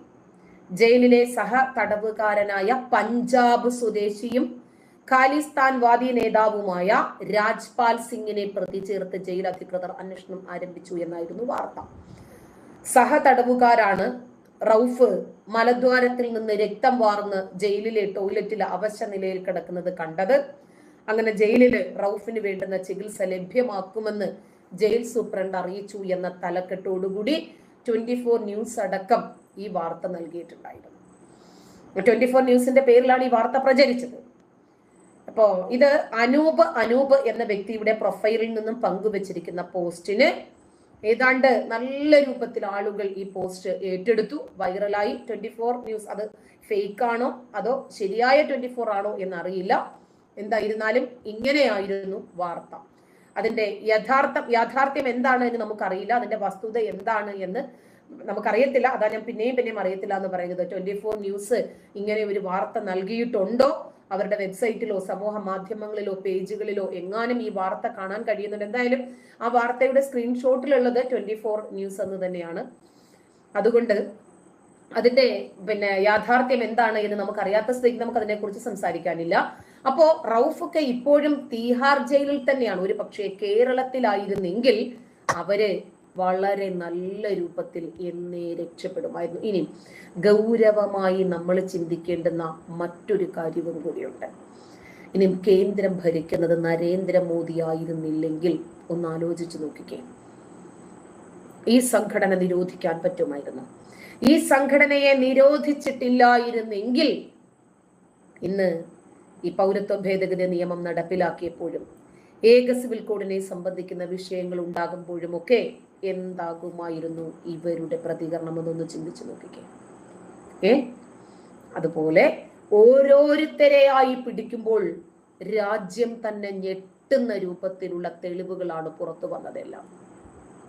ഇപ്പോ ഈ സംഘടനയുടെ ഭീകര പരിശീലന ഫണ്ടിങ് രഹസ്യങ്ങള് ഓരോരുത്തർ ഓരോ രൂപത്തിലാണ് കൈകാര്യം ചെയ്തിരുന്നത്. ഫണ്ടിങ് ഒരാള്, പുറത്തുനിന്നുള്ള ഫണ്ടിങ് വേറൊരാള്, മതപരിവർത്തനം വേറൊരാള്, മതപരിവർത്തനത്തിന് വേണ്ടുന്ന ഫണ്ട് വേറൊരാൾ സ്വരൂപിക്കണം. അങ്ങനെ ഓരോരോ ശാഖകളായിട്ടാണ് ഓരോരുത്തർക്കും ഉത്തരവാദിത്വം പകുത്തു നൽകിയിരുന്നത്. ഇപ്പോ ഭീകര പരിശീലനം നൽകണമല്ലോ, അതിന്റെ ഫണ്ടിങ് രഹസ്യങ്ങൾ മണി പോലെ പറഞ്ഞിരിക്കുകയാണ് NIA-യോട് ഇപ്പോൾ അഞ്ചൽ സ്വദേശിയായ റൌഫ് ഷെരീഫ്. അപ്പോ NIA കൃത്യമായി ചോദിക്കേണ്ടുന്ന രൂപത്തിൽ ചോദിച്ചപ്പോൾ അഞ്ചൽ സ്വദേശിയായ റൌഫ് ഷെരീഫിന് പിടിച്ചു നിൽക്കാൻ സാധിച്ചില്ല. ഹദ്രാസ് കലാപത്തിന്റെ ഗൂഢാലോചന കേസിൽ UP പോലീസിന്റെ പിടിയിലായ സിദ്ദീഖ് കാപ്പനിൽ നിന്നാണ് പദ്ധതിക്ക് പണമെത്തിച്ച റൌഫ് ഷെരീഫിനെ കുറിച്ച് വിവരം ലഭിക്കുന്നത്. ക്യാമ്പസ് ഫ്രണ്ട് ജനറൽ സെക്രട്ടറി ആയിരുന്ന റൌഫ് ഷെരീഫ് ഒമാനിലെ ഷെൽ കമ്പനിയിലൂടെയാണ് പോപ്പുലർ ഫ്രണ്ടിന് ഹവാല രീതിയിൽ ഫണ്ട് എത്തിച്ചിരുന്നത്. അപ്പൊ മനസ്സിലായോ, ഗൾഫിൽ നിൽക്കുന്ന പല ആളുകൾക്കും നാട്ടിൽ വരാൻ കഴിയാത്തത് എന്താണെന്ന്? ഇതാണ് കാര്യം. അങ്ങനെ ഈ കേസിൽ പിടിക്കപ്പെട്ടു കഴിഞ്ഞ ഉടനെ തന്നെ വാദിക്കാനോ നിഷേധിക്കാനോ ഒന്നും നിന്നില്ല. കാരണം NIA ചോദ്യവും ആ രൂപത്തിലാണ്. എല്ലാ തെളിവുകളും ഡേറ്റാസും വെച്ചിട്ട് തന്നെയാണ് ചോദിക്കുന്നത്. കുറ്റസമ്മതം നടത്തി റൌഫിന് ജാമ്യം കിട്ടിയെന്നാണ് കേട്ടത് കേട്ടോ. ലക്നൗ ജയിലിൽ കഴിയുമ്പോഴാണ് NIA ED സംഘങ്ങള് റൌഫിനെ ചോദ്യം ചെയ്തത്.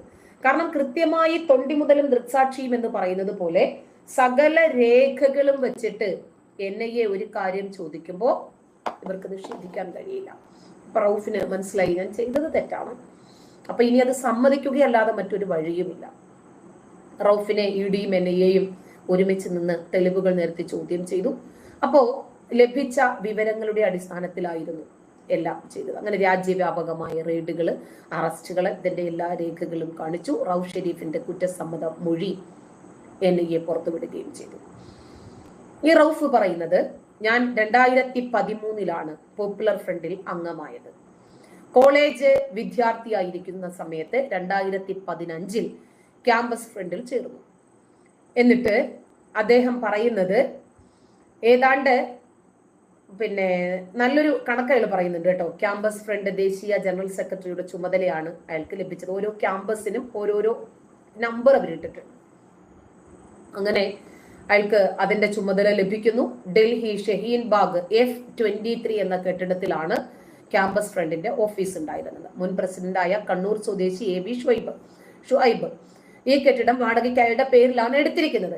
ഈ കെട്ടിടത്തിന്റെ മുകളിലത്തെ നിലയിലായിരുന്നു PFI നേതാവ് അബ്ദുറഹ്മാൻ താമസിച്ചിരുന്നത്. എന്നിട്ട് PFI ഡൽഹി ഓഫീസ് തൊട്ടടുത്ത് ഷഹീൻ ബാഗ് F30 കെട്ടിടത്തിലാണ്. ഞാൻ അവിടെ സ്ഥിരമായി പോകാറുണ്ടായിരുന്നു എന്ന് റൌഫ് പറഞ്ഞു. 2016 എനിക്ക് CA ബിരുദം ലഭിച്ചു. അങ്ങനെ 2018 നവംബറില് മസ്കറ്റിലെ റൈസ് ഇന്റർനാഷണൽ കമ്പനിയിൽ ജനറൽ മാനേജരായിട്ട് ജോലി കിട്ടി. ഇക്കാലത്ത് ഇടയ്ക്കിടെ ഇന്ത്യയിലേക്ക് വരുമായിരുന്നു. ഗൾഫിലെ PFIയുടെ സജീവ പ്രവർത്തകര് മുസ്ലിങ്ങളിൽ നിന്ന് ഫണ്ട് സമാഹരിച്ച് ഹവാല മാർഗം ഇന്ത്യയിലേക്ക് അയക്കുന്നത് റൌഫ് ഷെരീഫ് ആയിരുന്നു. ചിലപ്പോ സംഘടനകളുടെയോ വ്യക്തികളുടെയോ ഒക്കെ ബാങ്ക് അക്കൗണ്ടുകളിലേക്കും തുകകൾ നിക്ഷേപിക്കാറുണ്ട്. അപ്പൊ മനസ്സിലായില്ല ഇവർക്ക് എന്താ വരാൻ പറ്റാത്തത്. അങ്ങനെ PFI ഗൾഫ് എക്സിക്യൂട്ടീവ് കൗൺസിലാണ് ഗൾഫിലെ പ്രവർത്തനങ്ങൾ ഏകോപിപ്പിക്കുന്നത്. കേരളത്തിലും ചില സംസ്ഥാനങ്ങളിലും ജില്ലാ എക്സിക്യൂട്ടീവ് കൗൺസിലുകൾ ഉണ്ട്. മുസ്ലിങ്ങളിൽ നിന്ന് ഫണ്ട് സമാഹരിക്കലാണ് എക്സിക്യൂട്ടീവ് കൗൺസിലുകളുടെ ചുമതല. അതുകൊണ്ടാണ് NIA പറഞ്ഞത് പോപ്പുലർ ഫ്രണ്ടിന് പണം കൊടുത്തവരും വാങ്ങിയവരും ഇതുമായി ബന്ധപ്പെട്ട് എല്ലാ ആളുകളും കുടുങ്ങും. അതിനും ലോകത്തിന്റെ ഏത് കോണിലായിരുന്നാലും ശരി. റൌഫിന്റെ കുറ്റപത്രത്തിൽ വീണ്ടും തുടരുന്നു. ദോഹയിലെ ഒരു നൗഫൽ ഷെരീഫ്, മുഹമ്മദ് ഷെരീഫ്, മസ്കറ്റിലെ മുഹമ്മദ് ഫൈസൽ, പിന്നെ ഒരു ബഷീർ, റമീസ്, ഇവർക്കൊക്കെയാണ് ഗൾഫിലെ ഫണ്ട് സമാഹരണത്തിന്റെ ചുമതല. വെറുതെ ഒരു സംഘടന പ്രവർത്തിക്കുകയല്ല. ഇവർക്ക് ഒരുപാട് സംഘടിതമായ താല്പര്യങ്ങളുണ്ട്, ലക്ഷ്യങ്ങളുണ്ട്. ക്യാമ്പസ് ഫ്രണ്ട് വിദ്യാർത്ഥി സംഘടനയാണെങ്കിലും നടത്തിപ്പ് PFI നേതാക്കളാണ്. വിദ്യാർത്ഥികൾക്ക് വേണ്ടി തുടങ്ങിയതാണെങ്കിലും അത് മുതുകാലന്മാരാണ് നിയന്ത്രിച്ചു കൊണ്ടിരിക്കുന്നത്. കാരണം എങ്ങനെ കൊണ്ടുപോകണമെന്ന് അവർക്കല്ലേ അറിയൂ. എന്നിട്ട് PFI നിയന്ത്രണത്തില് rehab foundation, green valley, advocate council, NCHR, junior front, women's front, hit squad തുടങ്ങിയ ധാരാളം പോഷക സംഘടനകളുണ്ട് എന്ന് റൌഫ് ഷെരീഫ് NIAയോട് പറഞ്ഞു. റിഹാബിന്റെ ഫൗണ്ടേഷൻ വിദേശ രാജ്യങ്ങളിൽ നിന്ന് ജീവകാരുണ്യ പ്രവർത്തനങ്ങളുടെ പേരിൽ സമാഹരിക്കുന്ന ഫണ്ട് PFI പ്രവർത്തനങ്ങൾക്കാണ് ചെലവിടുന്നത്. ഗ്രീൻ വാലി അക്കാഡമികളില് സൗജന്യ വിദ്യാഭ്യാസം നൽകുന്ന മുസ്ലിം കുട്ടികളെ തീവ്രവാദത്തിലേക്ക് എത്തിക്കും. PFI സജീവ പ്രവർത്തനത്തിൽ ഏർപ്പെടുന്ന ഗ്രീൻ വാലി വിദ്യാർത്ഥികൾ പിടിക്കപ്പെട്ടാൽ ഇരവാദമുയർത്തി രക്ഷപ്പെടും. അഡ്വക്കേറ്റ് കൗൺസിലും അതുപോലെ NCHROയും PFI പ്രവർത്തകർക്ക് നിയമസഹായം ഉറപ്പാക്കും. തേജസ് മുഖപത്രത്തിലും പുറമേയുള്ള നിരവധി മാധ്യമ പ്രവർത്തകർ PFI അംഗങ്ങളാണ്. കുട്ടികൾക്കായി ജൂനിയർ ഫ്രണ്ട്, വനിതകൾക്കായി വിമൻസ് ഫ്രണ്ട്, ഇതൊക്കെ പ്രവർത്തിക്കുന്നുണ്ട്. ഹിറ്റ് സ്ക്വാഡ് പോലെ രഹസ്യമായി പ്രവർത്തിക്കുന്ന ചില പോഷക സംഘടനകൾ വേറെയുമുണ്ട് എന്ന് റൌഫ് പറയുന്നു. പോപ്പുലർ ഫ്രണ്ടിനുള്ള സേനാ വിഭാഗമാണ് ഹിറ്റ് സ്ക്വാഡ്. ഇവർക്ക് കായിക ആയുധ പരിശീലനം നൽകി ആക്രമണങ്ങൾ നടത്താറുണ്ട്. പോപ്പുലർ ഫ്രണ്ടിന് വേണ്ടി കൊലപാതകങ്ങളും കലാപങ്ങളും നടത്താൻ കെൽപ്പുള്ളവരാണ് ഹിറ്റ് സ്ക്വാഡുകൾ. പോപ്പുലർ ഫ്രണ്ടിന്റെ ഒരു ശാഖയിലുള്ളവർക്ക് മറ്റ് ശാഖകളിലുള്ളവരെ അറിയാൻ കഴിയില്ല. ഉന്നത നേതാക്കളും മാനേജർമാരുമാണ് എല്ലാം അറിയുന്നത്. IT മേഖലയുമായി ബന്ധപ്പെട്ടവർ അംഗങ്ങളായ സോഷ്യൽ മീഡിയ സെല്ലും PFIക്കുണ്ട്. രാജ്യത്തെയും കേന്ദ്ര സർക്കാരിനെയും അപകീർത്തിപ്പെടുത്തുകയും വർഗീയ വിദ്വേഷം പരത്തുകയുമാണ് സോഷ്യൽ മീഡിയ സെല്ലിന്റെ ചുമതല. ന്യൂനപക്ഷങ്ങൾക്കും ദലിതർക്കും എതിരായ അതിക്രമങ്ങൾക്ക് സോഷ്യൽ മീഡിയ സെൽ പ്രചാരം നൽകും. ഹദ്രാസിൽ ദലിത് പെൺകുട്ടി കൊല്ലപ്പെട്ടതും PFI പ്രചരണ വിഷയമാക്കി. മുമ്പ് CAA വിരുദ്ധ പ്രക്ഷോഭം സർക്കാർ അടിച്ചമർത്തിയത് PFIയുടെ പരാജയമായി. അതുകൊണ്ട് ഹദ്രാസ് സംഭവം ആളിക്കത്തിക്കാൻ അവസരമൊരുക്കിയാണ് സംഘത്തെ അവിടേക്ക് അയച്ചത്. ഹദ്രാസിലേക്ക് പോകാൻ അത്തിഖുർ റഹ്മാന് ഞാൻ 5000 രൂപ അക്കൗണ്ടിലേക്ക് ഇട്ടുകൊടുത്തു എന്ന് റൌഫ് പറഞ്ഞു. സിദ്ദിഖ് കാപ്പന്റെ അക്കൗണ്ടിലേക്ക് PFIയിലെ KP കമാല് പണം നൽകിയിട്ടുണ്ട്. അതാ ഞാൻ പറഞ്ഞത്, ഒരാളിൽ നിന്നും 1000 പേരിലേക്ക് പോകുവാണ്. ഇതൊരു ചെയിൻ പോലെ ചില ദളിത് സംഘടനകളെ ഇളക്കിവിട്ട് ദളിത് മേൽജാതി കലാപം സൃഷ്ടിക്കുകയായിരുന്നു സംഘത്തിന്റെ ദൗത്യം എന്ന് പറഞ്ഞു. PFI ഡൽഹി, UP, രാജസ്ഥാൻ, ബീഹാർ, ബംഗാൾ എന്നീ സംസ്ഥാനങ്ങളിലൊക്കെ ഞങ്ങളുടെ സംഘടന അതിവേഗം വളരുന്നുണ്ട് എന്ന് റൌഫ് ഷെരീഫ് NIAയോട് പറയുന്നു. ബാബരി മസ്ജിദ് തകർത്തയിടത്ത് ക്ഷേത്രം നിർമ്മിക്കാനുള്ള സുപ്രീം കോടതി വിധി മുസ്ലിങ്ങൾ വികാരം ഇളക്കി കത്തിക്കണം എന്ന സംഘടനയിലെ അംഗങ്ങളെ കൂടുതൽ ചേർക്കാനും സഹായകമായി അവരുടെ വർഗീയതയെ ആളിക്കത്തിക്കാനും സാഹചര്യമൊരുക്കി. CAA വിരുദ്ധ പ്രക്ഷോഭ കാലത്തും ഏറെ പേർ PFI അംഗത്വം എടുത്തിട്ടുണ്ട്. സംഘടനയ്ക്ക് ഫണ്ട് വരവും കൂടി.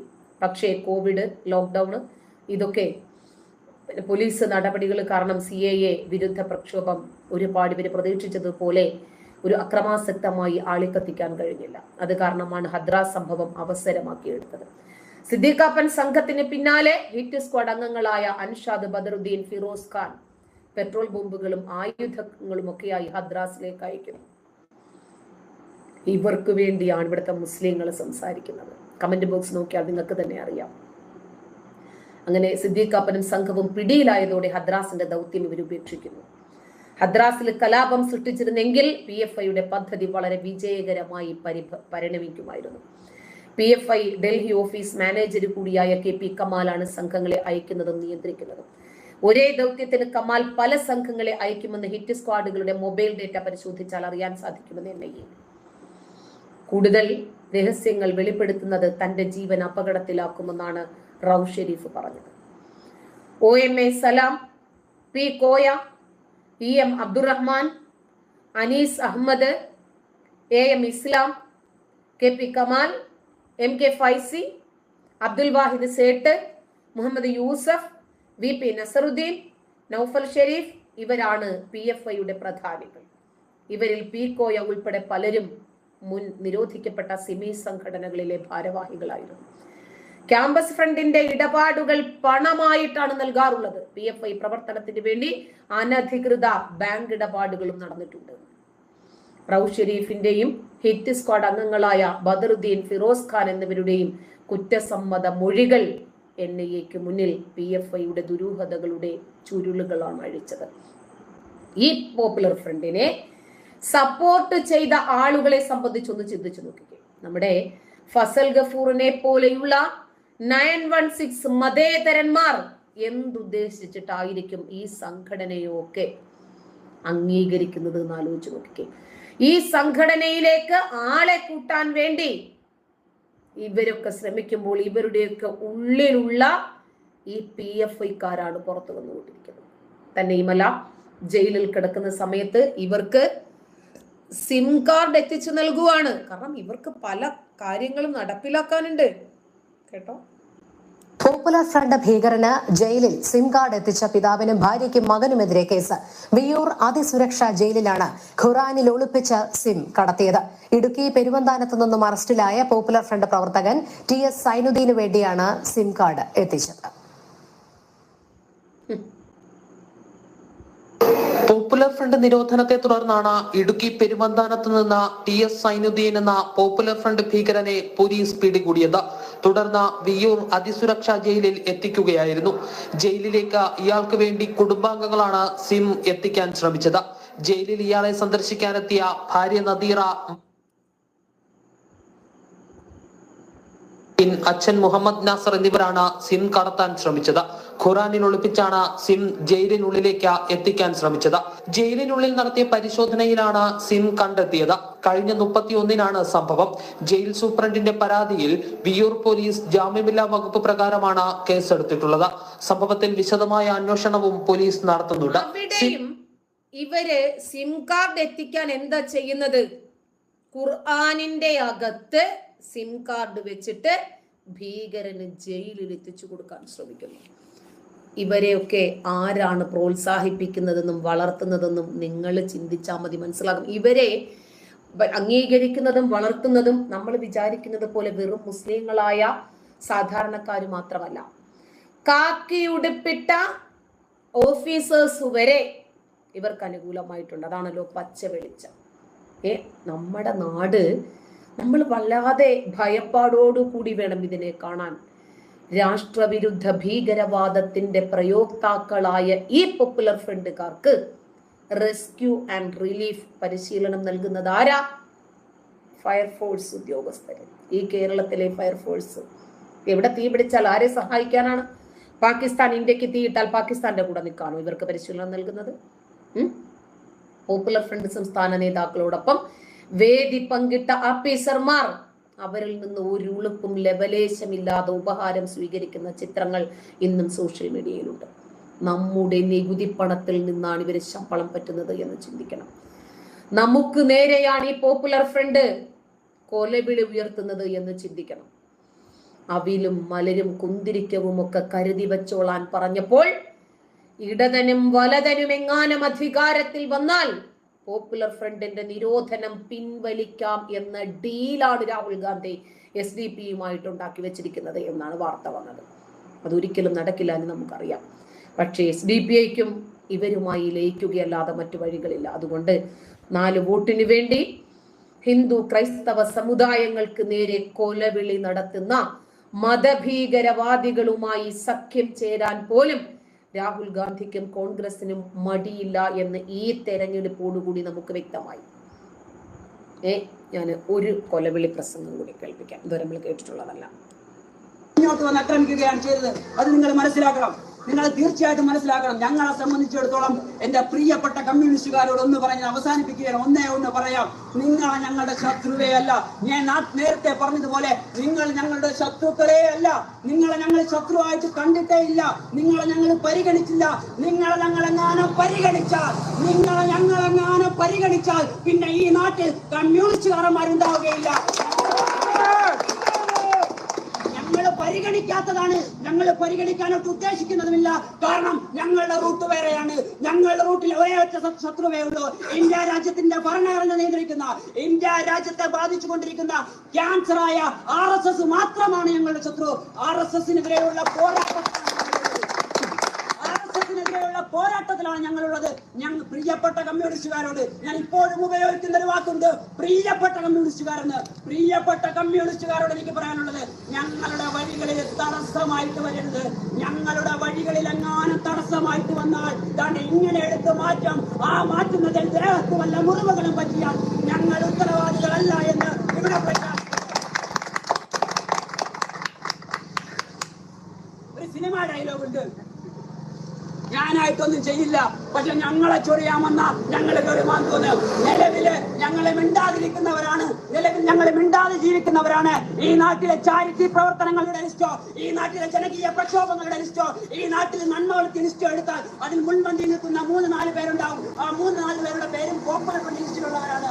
മറിച്ച് ഞങ്ങളെ ചൊറിഞ്ഞ് ഞങ്ങളെ ദൂരെ എന്ന് ചൊറിഞ്ഞാൽ ഞങ്ങൾ അങ്ങനെ മാന്തിക്കഴിഞ്ഞാൽ നിങ്ങൾ ഉണ്ടാവുകയില്ല. ഇല്ല. അത് നിങ്ങൾ ശ്രദ്ധിക്കണമെന്ന് മാത്രം പറയാം. അവസാനമായിട്ട് ഒന്നേ ഒന്ന് പറയാം.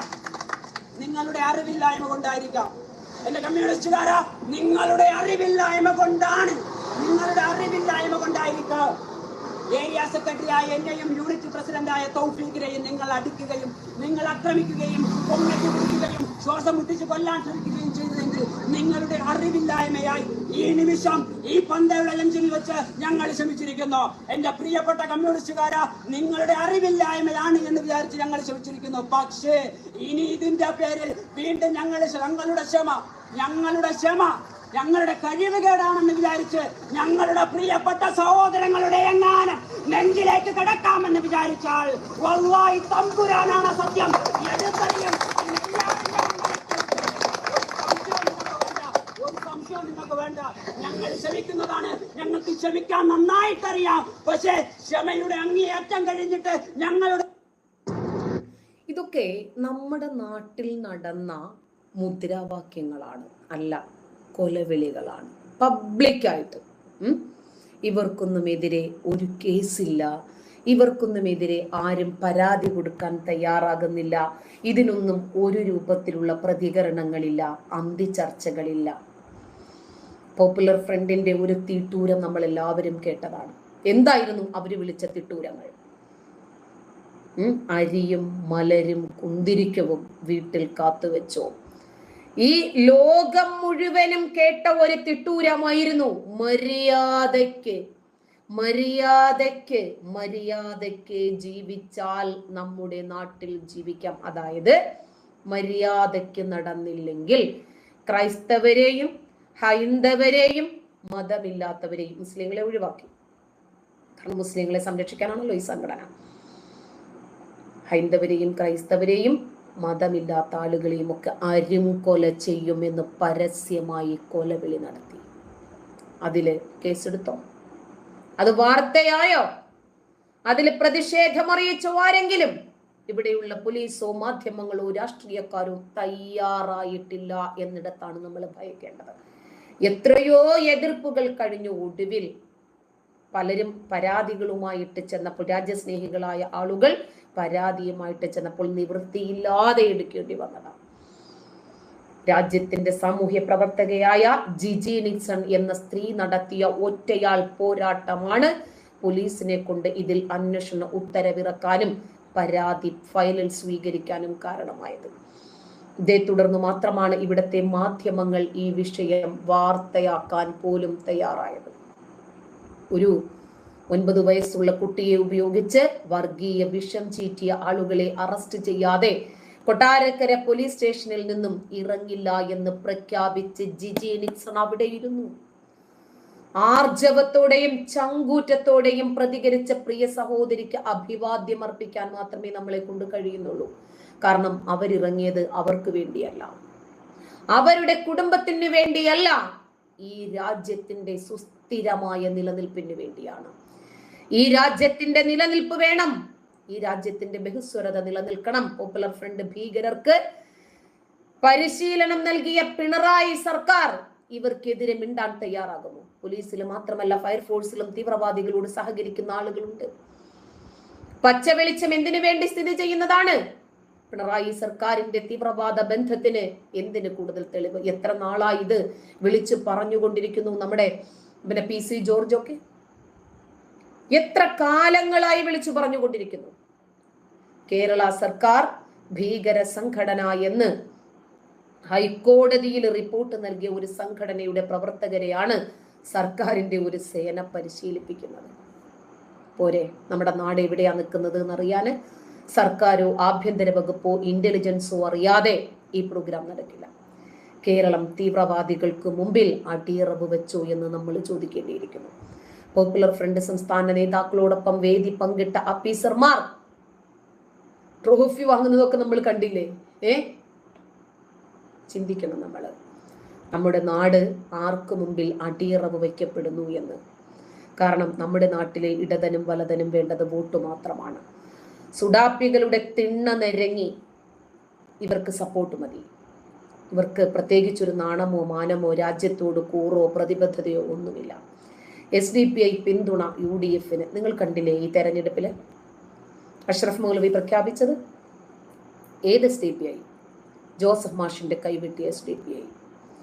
അരിയും മലരും കുന്തിരിക്കവും ഒക്കെ വാങ്ങിവെച്ചോ കേരളത്തിലുള്ള മുഴുവൻ ഹിന്ദുക്കളെയും ക്രിസ്ത്യാനികളെയും ഇല്ലാതാക്കാനുള്ള കൊല്ലാനുള്ള കാലന്മാരാണ് ഞങ്ങൾ എന്ന് ആക്രോശിച്ച SDPI.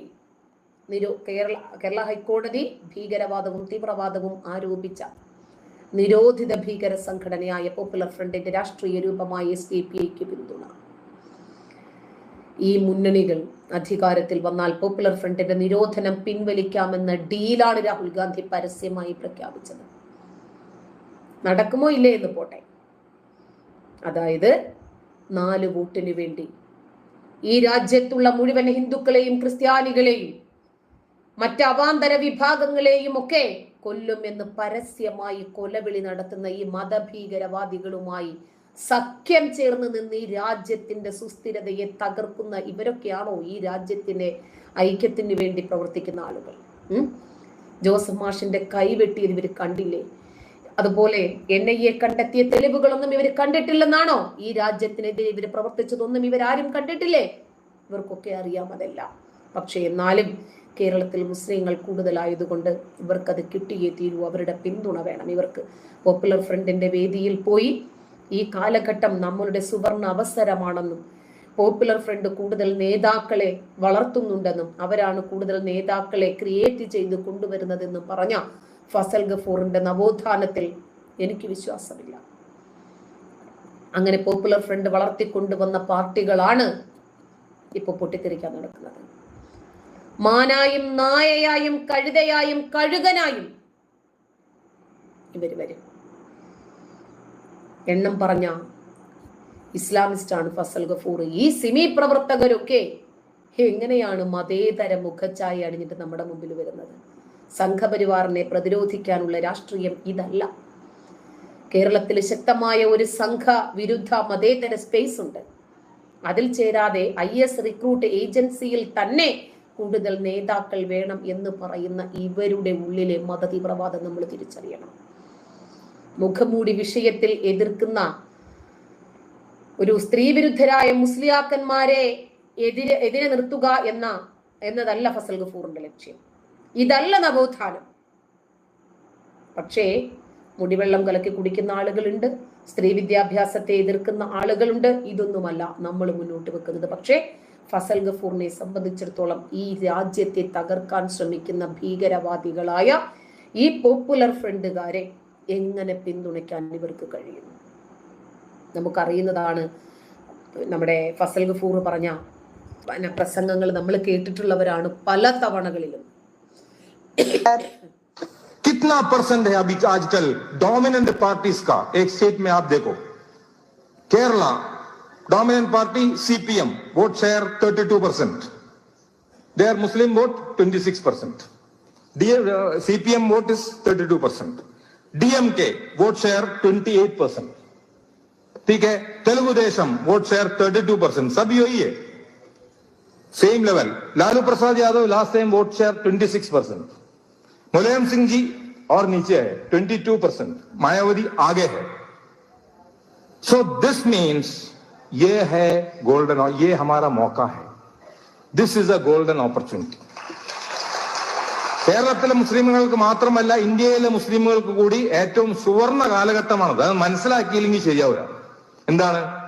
നാഷണൽ പാർട്ടികൾ തകർന്ന് തരിപ്പണമായി പോവുകയും ജാതിയുടെ അടിസ്ഥാനത്തിലുള്ള പ്രാദേശിക പാർട്ടികൾ വരികയും ചെയ്യുമ്പോൾ 30% കൂടുതൽ CPM അടക്കമുള്ള ആർക്കും ഇന്ത്യയിൽ കിട്ടാൻ പോകുന്നില്ല എന്നൊരു സ്ഥിതിവിശേഷം വരികയാണ്. അത്തരത്തിലുള്ള സ്ഥിതിവിശേഷം വരുമ്പോ മുസ്ലിം സമുദായം, പിന്നോക്ക സമുദായങ്ങൾ ഒരു ഗ്രൂപ്പിന്റെ കൂടെ കൂടിയാൽ മതി, അവർക്ക് അധികാരത്തിൽ വരാൻ പറ്റും. പക്ഷെ അതിനുള്ള നേതൃത്വം വേണം. തമിഴ്നാട് ബാരെ में बोला था, തമിഴ്നാടെ പറ്റി சொல்லிருக்கு நம்ம நண்பர்கள். என்ன சொல்லிருக்காரு தெரியுமா? எங்கள் தோளிலேட்டித்தான் DMK வந்திருக்கும். சரி, ஒரு சாதிக் பாசா பேர் தானே எனக்கு தெரியும். வேறொரு லீடர் யார் இருக்குது தமிழ்நாடுல? ஒரே ஒரு யார்? சாதிக் பாசா DMK. வேற லீடர்ஸ் இல்லையே. லீடர் இருக்கணுமே. there is no leader of any caliber there. So that means, now what I am trying to tell you is that the Popular Front should try to build up more leaders. For that These sort of seminars are very much required. Discussion should be there. Fraternity should be built up. അപ്പോ ഇദ്ദേഹത്തിന്റെ നമുക്കറിയാം ഓരോ വ്യക്തികളും ഇദ്ദേഹത്തിന്റെ ഒക്കെ ഉള്ളിൽ കിടന്ന് തുളുമ്പുന്ന മതേതരത്വം എന്താണെന്ന് നോക്കിക്കേ. ഇദ്ദേഹമൊക്കെ ചാനലുകളിൽ വന്നിരുന്നിട്ട് മതേതരത്വത്തെ കുറിച്ചിട്ട് വാതോരാതെ സംസാരിക്കുവാണ്. കാരണം ഇന്ത്യയിൽ മുസ്ലിങ്ങൾ അധികാരത്തിൽ വരണം, പോപ്പുലർ ഫ്രണ്ടിനെ അധികാരത്തിലേറ്റണം. പോപ്പുലർ ഫ്രണ്ട് വന്നാൽ മാത്രമേ നമ്മൾ വിചാരിക്കുന്നത് പോലെയുള്ള ലീഡർമാരെ ബിൽഡപ്പ് ചെയ്യാനും ഒരു ഇസ്ലാമിക സംഘടനയ്ക്ക് രാജ്യം അടിയറവ് വയ്ക്കുകയും ചെയ്യുന്ന രൂപത്തിലേക്ക് കൊണ്ടുവരാൻ കഴിയും. തീവ്രവാദ സംഘടനയായ പോപ്പുലർ ഫ്രണ്ട് ക്രിസ്ത്യൻ സംഘടനയായ കാസയ്ക്കെതിരെ ആഭ്യന്തര വകുപ്പിന് പരാതി നൽകിയത് നിങ്ങൾക്ക് ഓർമ്മയുണ്ടോ? എന്തിനായിരുന്നു? ഇവരുടെ ഇത്തരം പ്രവർത്തനങ്ങൾക്കെതിരെ പ്രതികരിക്കുന്നത് കൊണ്ട്. തീവ്രവാദത്തിന് വളരാൻ ഒത്താശ കൊടുക്കുന്ന അധികാരികൾ അത് അന്വേഷിക്കാൻ DGPക്ക് കൈമാറിയെന്നായിരുന്നു വാർത്തയാണ്. തീവ്രവാദ സംഘടനയായ പോപ്പുലർ ഫ്രണ്ടിനെ നിരോധിക്കേണ്ടതിന് പകരം സമാധാനം മാത്രം കാക്ഷിക്കുന്ന ക്രൈസ്തവർക്കും അവരുടെ സംഘടനകൾക്കും എതിരെ ഒരു തീവ്രവാദ സംഘടനയായ പോപ്പുലർ ഫ്രണ്ട് പരാതി കൊടുക്കുന്നു. ഉടനെ തന്നെ അത് അന്വേഷിക്കാൻ ഉത്തരവിടാൻ ആഭ്യന്തര വകുപ്പ്. ഈ കേരളം ഇന്ന് തീവ്രവാദികളുടെ ഹബ്ബായി മാറിയതിന് ഇതിൽ കൂടുതൽ തെളിവ് വേണം. കേരളത്തില് ഫസൽ ഗഫൂർ പറഞ്ഞത് നമ്മൾ കേട്ടില്ലേ? MES എന്ന സംഘടനയുടെ സാമ്പത്തിക സ്രോതസ് NIA അന്വേഷിക്കാൻ തയ്യാറായാൽ ഇവിടെ ഈ കൊച്ചു കേരളത്തിൽ വളർന്നു വരുന്ന തീവ്രവാദത്തിന് പിന്നിൽ ആരാണ് എന്ന് പുറത്തു വരും. മുസ്ലിം സമുദായത്തിലുള്ള എല്ലാവരും പോപ്പുലർ ഫ്രണ്ട് ആണ് എന്ന് നമുക്ക് ആർക്കും അവകാശവാദമില്ല. എല്ലാവരും പോപ്പുലർ ഫ്രണ്ടിന്റെ തീവ്രവാദത്തെ പ്രോത്സാഹിപ്പിക്കുന്നവരാണ് എന്ന് നമുക്ക് ആരും പറയുന്നില്ല. മംഗലാപുരത്ത് നടന്ന തീവ്രവാദത്തിലും സ്ഫോടനത്തില്, കോയമ്പത്തൂർ നടന്ന സ്ഫോടനത്തിലൊക്കെ കേരളത്തിലുള്ളവർക്ക് പങ്കുണ്ടാകുന്നു. എന്തുകൊണ്ടാണ് ഇങ്ങനെ സംഭവിക്കുന്നത് എന്നൊന്ന് ചിന്തിച്ചാൽ മാത്രം മതി. പോപ്പുലർ ഫ്രണ്ട് ഭീകരർ ഹിറ്റ് ലിസ്റ്റ് ഇടുന്നു, ഹിറ്റ് സ്ക്വാഡ് ഇടുന്നു. ആരാണ് കൊല്ലപ്പെടേണ്ടത്, ആ കൊല്ലപ്പെടേണ്ടുന്ന ആളുകൾ എങ്ങനെ കൊല്ലപ്പെടണം, ഇതൊക്കെ വ്യക്തമായി നമ്മളോട് വിളിച്ചു പറയുവാണ് പബ്ലിക്കിൽ ഇരുന്നിട്ട്. നീതി മതത്തിന്റെ അടിസ്ഥാനത്തിൽ എന്നതാണോ വർത്തമാന കേരളത്തിന്റെ യാഥാർത്ഥ്യം? മതത്തിന്റെ അടിസ്ഥാനത്തിലുള്ള സംവരണമാണോ നമ്മുടെ നാട്ടിൽ വേണ്ടത്? ഭരണകൂടത്തിനും ഭൂരിപക്ഷ വിഭാഗത്തിനും എതിരെ സായുധ കലാപം വരാനിരിക്കുന്നു എന്ന് ഭീഷണി മുഴക്കിയ ഈ മാന്യന് ചാനൽ ചർച്ചയിൽ മതേതരൻ എന്നാണ് വിളിക്കപ്പെട്ട് ക്ഷണം നൽകുന്നത്. പ്രധാനമന്ത്രിയെ കൊല്ലണം എന്ന് ഒരു പിഞ്ചു പൈതലിനെ കൊണ്ട് പറയിപ്പിക്കുന്ന അമ്മ ചെറുത്തുനിൽപ്പിന്റെ പ്രതീകമാണിവർക്ക്. രാജ്യത്തെ നിയമം പാലിക്കുന്നില്ലെന്നും അള്ളാഹുവിന്റെ നിയമം മാത്രമേ നടപ്പിലാക്കൂ എന്നും പ്രസംഗിച്ച ആയിഷ റനയെ പോരാളി എന്നാണ് ഇവർ പറയുന്നത്. മുസ്ലിം പള്ളി ഹിന്ദുക്കൾ പൊളിച്ചു എന്ന് വ്യാജ വാർത്ത നൽകി കലാപത്തിന് എണ്ണ പകരുന്ന മാധ്യമങ്ങളുടെ ധർമ്മമാണത്രേ. വിദേശ രാഷ്ട്ര തലവൻ രാജ്യ തലസ്ഥാനത്തുള്ള ദിവസം പോലീസ് ഉദ്യോഗസ്ഥനെ വെടിവെച്ചു കൊന്ന് കലാപം സൃഷ്ടിച്ചവരെ വിമർശിച്ചാൽ നമുക്കെതിരെ കേസും കാരാഗ്രഹവും. ഫസൽ ഗഫൂർ എന്ന ലക്ഷണമൊത്ത തീവ്രവാദി, ഗ്ലോറിഫൈഡ് സെക്യുലറിസം. ശ്രീജിത്ത് എന്ന യുവാവ് വേട്ടയാടപ്പെടേണ്ട, വെറുക്കപ്പെട്ടവനുമാകുന്ന ഒരു സാമൂഹ്യ പരിസരം സൃഷ്ടിക്കപ്പെട്ടു എന്നത് കേരളം ജിഹാദിയുടെ പിടിയിൽ എത്രമാത്രം അമർന്നു എന്ന് നമ്മളെ മനസ്സിലാക്കി തരുവാണ്. ശ്രീജിത്ത് എന്ന യുവാവ് ചിലരെ നായിന്റെ മക്കളെ എന്ന് വിളിച്ചത് രാജ്യദ്രോഹ കുറ്റമാണ് എന്ന് പറഞ്ഞത് നമ്മൾ മറന്നിട്ടില്ല. ദില്ലിയിൽ നടക്കുന്ന കലാപത്തിൽ ദുഃഖമുള്ള ഒരു യുവാവ് രോഷം പ്രകടിപ്പിച്ചാൽ അവന്റെ മതം നോക്കി കേസെടുക്കുന്നതിലേക്ക് പ്രബുദ്ധ കേരളം അധപ്പതിച്ചിരിക്കുന്നു. അങ്ങനെ അഗളിയിലെ ശ്രീജിത്തിന് ഐക്യദാർഢ്യം പ്രഖ്യാപിച്ച് ഒരുപാട് ആളുകൾ ഈ കേരളക്കരയിൽ പോസ്റ്റുകൾ എഴുതിയത് നമ്മൾ കണ്ടു. ഒരു പ്രത്യേക മതവിഭാഗം എന്ത് ചെയ്താലും അംഗീകരിക്കുകയും അവരെ പിൻപറ്റുകയും അവരെ വെള്ളപൂശുകയും ചെയ്യുന്ന ഒരു രീതിയുണ്ടല്ലോ, അതിനെ നമുക്ക് അംഗീകരിക്കാൻ സാധിക്കില്ല. പക്ഷേ ഞാൻ ഒരെണ്ണം കൂടി കാണിച്ചു.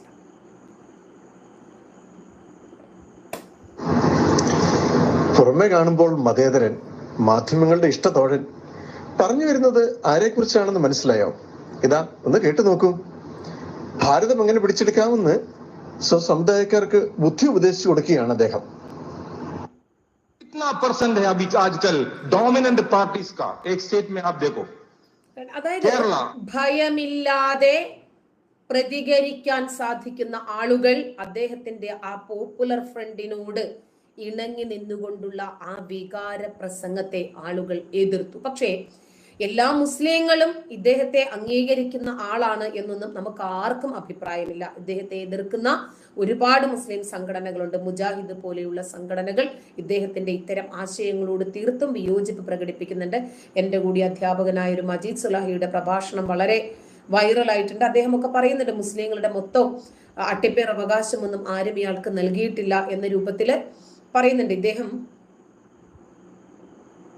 ഇന്ത്യ രാജ്യത്തെ എല്ലാ സംസ്ഥാനത്തും NIA കരുവത്ത് അറസ്റ്റ് ചെയ്തു ഇല്ലേ?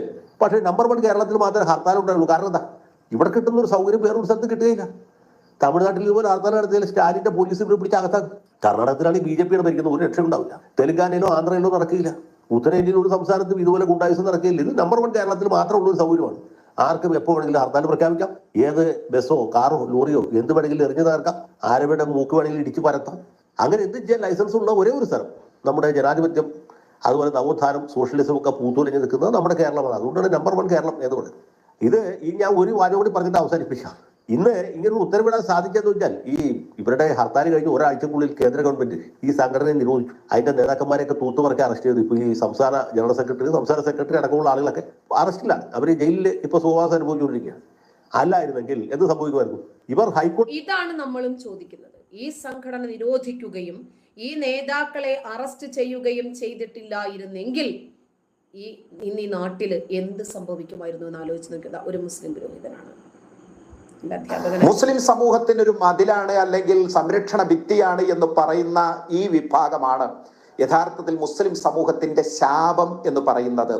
മുസ്ലിങ്ങൾ ഇവിടെ സ്വസ്ഥതയോടുകൂടി സമാധാനത്തോടുകൂടി സഹിഷ്ണുതയോടുകൂടി മറ്റു ജനവിഭാഗങ്ങളോട് ഇടപഴകിക്കൊണ്ട് സൗഹാർദ്ദത്തിൽ കഴിഞ്ഞു വരുന്ന ഒരു സാഹചര്യമാണ് ഇവിടെ ഉള്ളത്. ആ സാഹചര്യത്തിന് പോറലേൽപ്പിക്കുന്നതിന് പോപ്പുലർ ഫ്രണ്ടും അനുബന്ധ സംഘടനകളും ഉണ്ടാക്കിയിട്ടുള്ള പരിക്ക് ചെറുതല്ല. കണ്ടില്ലേ? അതാണ് പറയേണ്ടവര് ഉറപ്പായിട്ടും വിളിച്ചു പറയും. ഭയമില്ലാതെ അവര് പ്രതികരിക്കുക തന്നെ ചെയ്യും. ഇപ്പോഴെന്തായിരുന്നാലും അവര് നമ്മുടെ നികുതി പണത്തിൽ സുഖവാസത്തിലാണ്. ആർക്കും ജാമ്യം ലഭിക്കില്ല. അതോ ഇവരിൽ ജാമ്യത്തിന് വേണ്ടി ശ്രമിക്കുന്നില്ല? എന്തെങ്കിലും പുകഞ്ഞ കൊള്ളി പുറത്ത് എന്ന് വിചാരിച്ചിട്ടിരിക്കുകയാണോ എന്നറിയില്ല. നമ്മുടെ രാജ്യത്ത് ഇത്രയെങ്കിലും ഒരു സമാധാനം ഉണ്ടായത് അവർ അറസ്റ്റ് ചെയ്യപ്പെട്ടത് കൊണ്ടാണ്. നന്ദി. ഒരുപാട് പേര് ലൈവിലുണ്ട്. പൂരത്തെറിയാണ് വിളിക്കുന്നതെല്ലാം. തന്തയ്ക്കും തള്ളയ്ക്കും വിളിക്കുവാണ്. അപ്പോൾ എന്നെ വെടിയെന്നും വേശിയെന്നും വിളിക്കുന്ന ആളുകൾ വീട്ടിൽ പോയിട്ട് ഉമ്മയുടെ മുഖത്ത് നോക്കണം. ആ വെടിയിലുണ്ടായ സന്തതികളാണ് ഞങ്ങൾ എന്നൊന്ന് ആലോചിക്കുന്നത് നല്ലതാണ്. ഞാനത് നിങ്ങളെ തിരിച്ചു വിളിച്ചിരിക്കുന്നു സ്നേഹത്തോടു കൂടി എന്ന് മാത്രം മനസ്സിലാക്കുക. അപ്പോൾ ജയ് ഹിന്ദ്.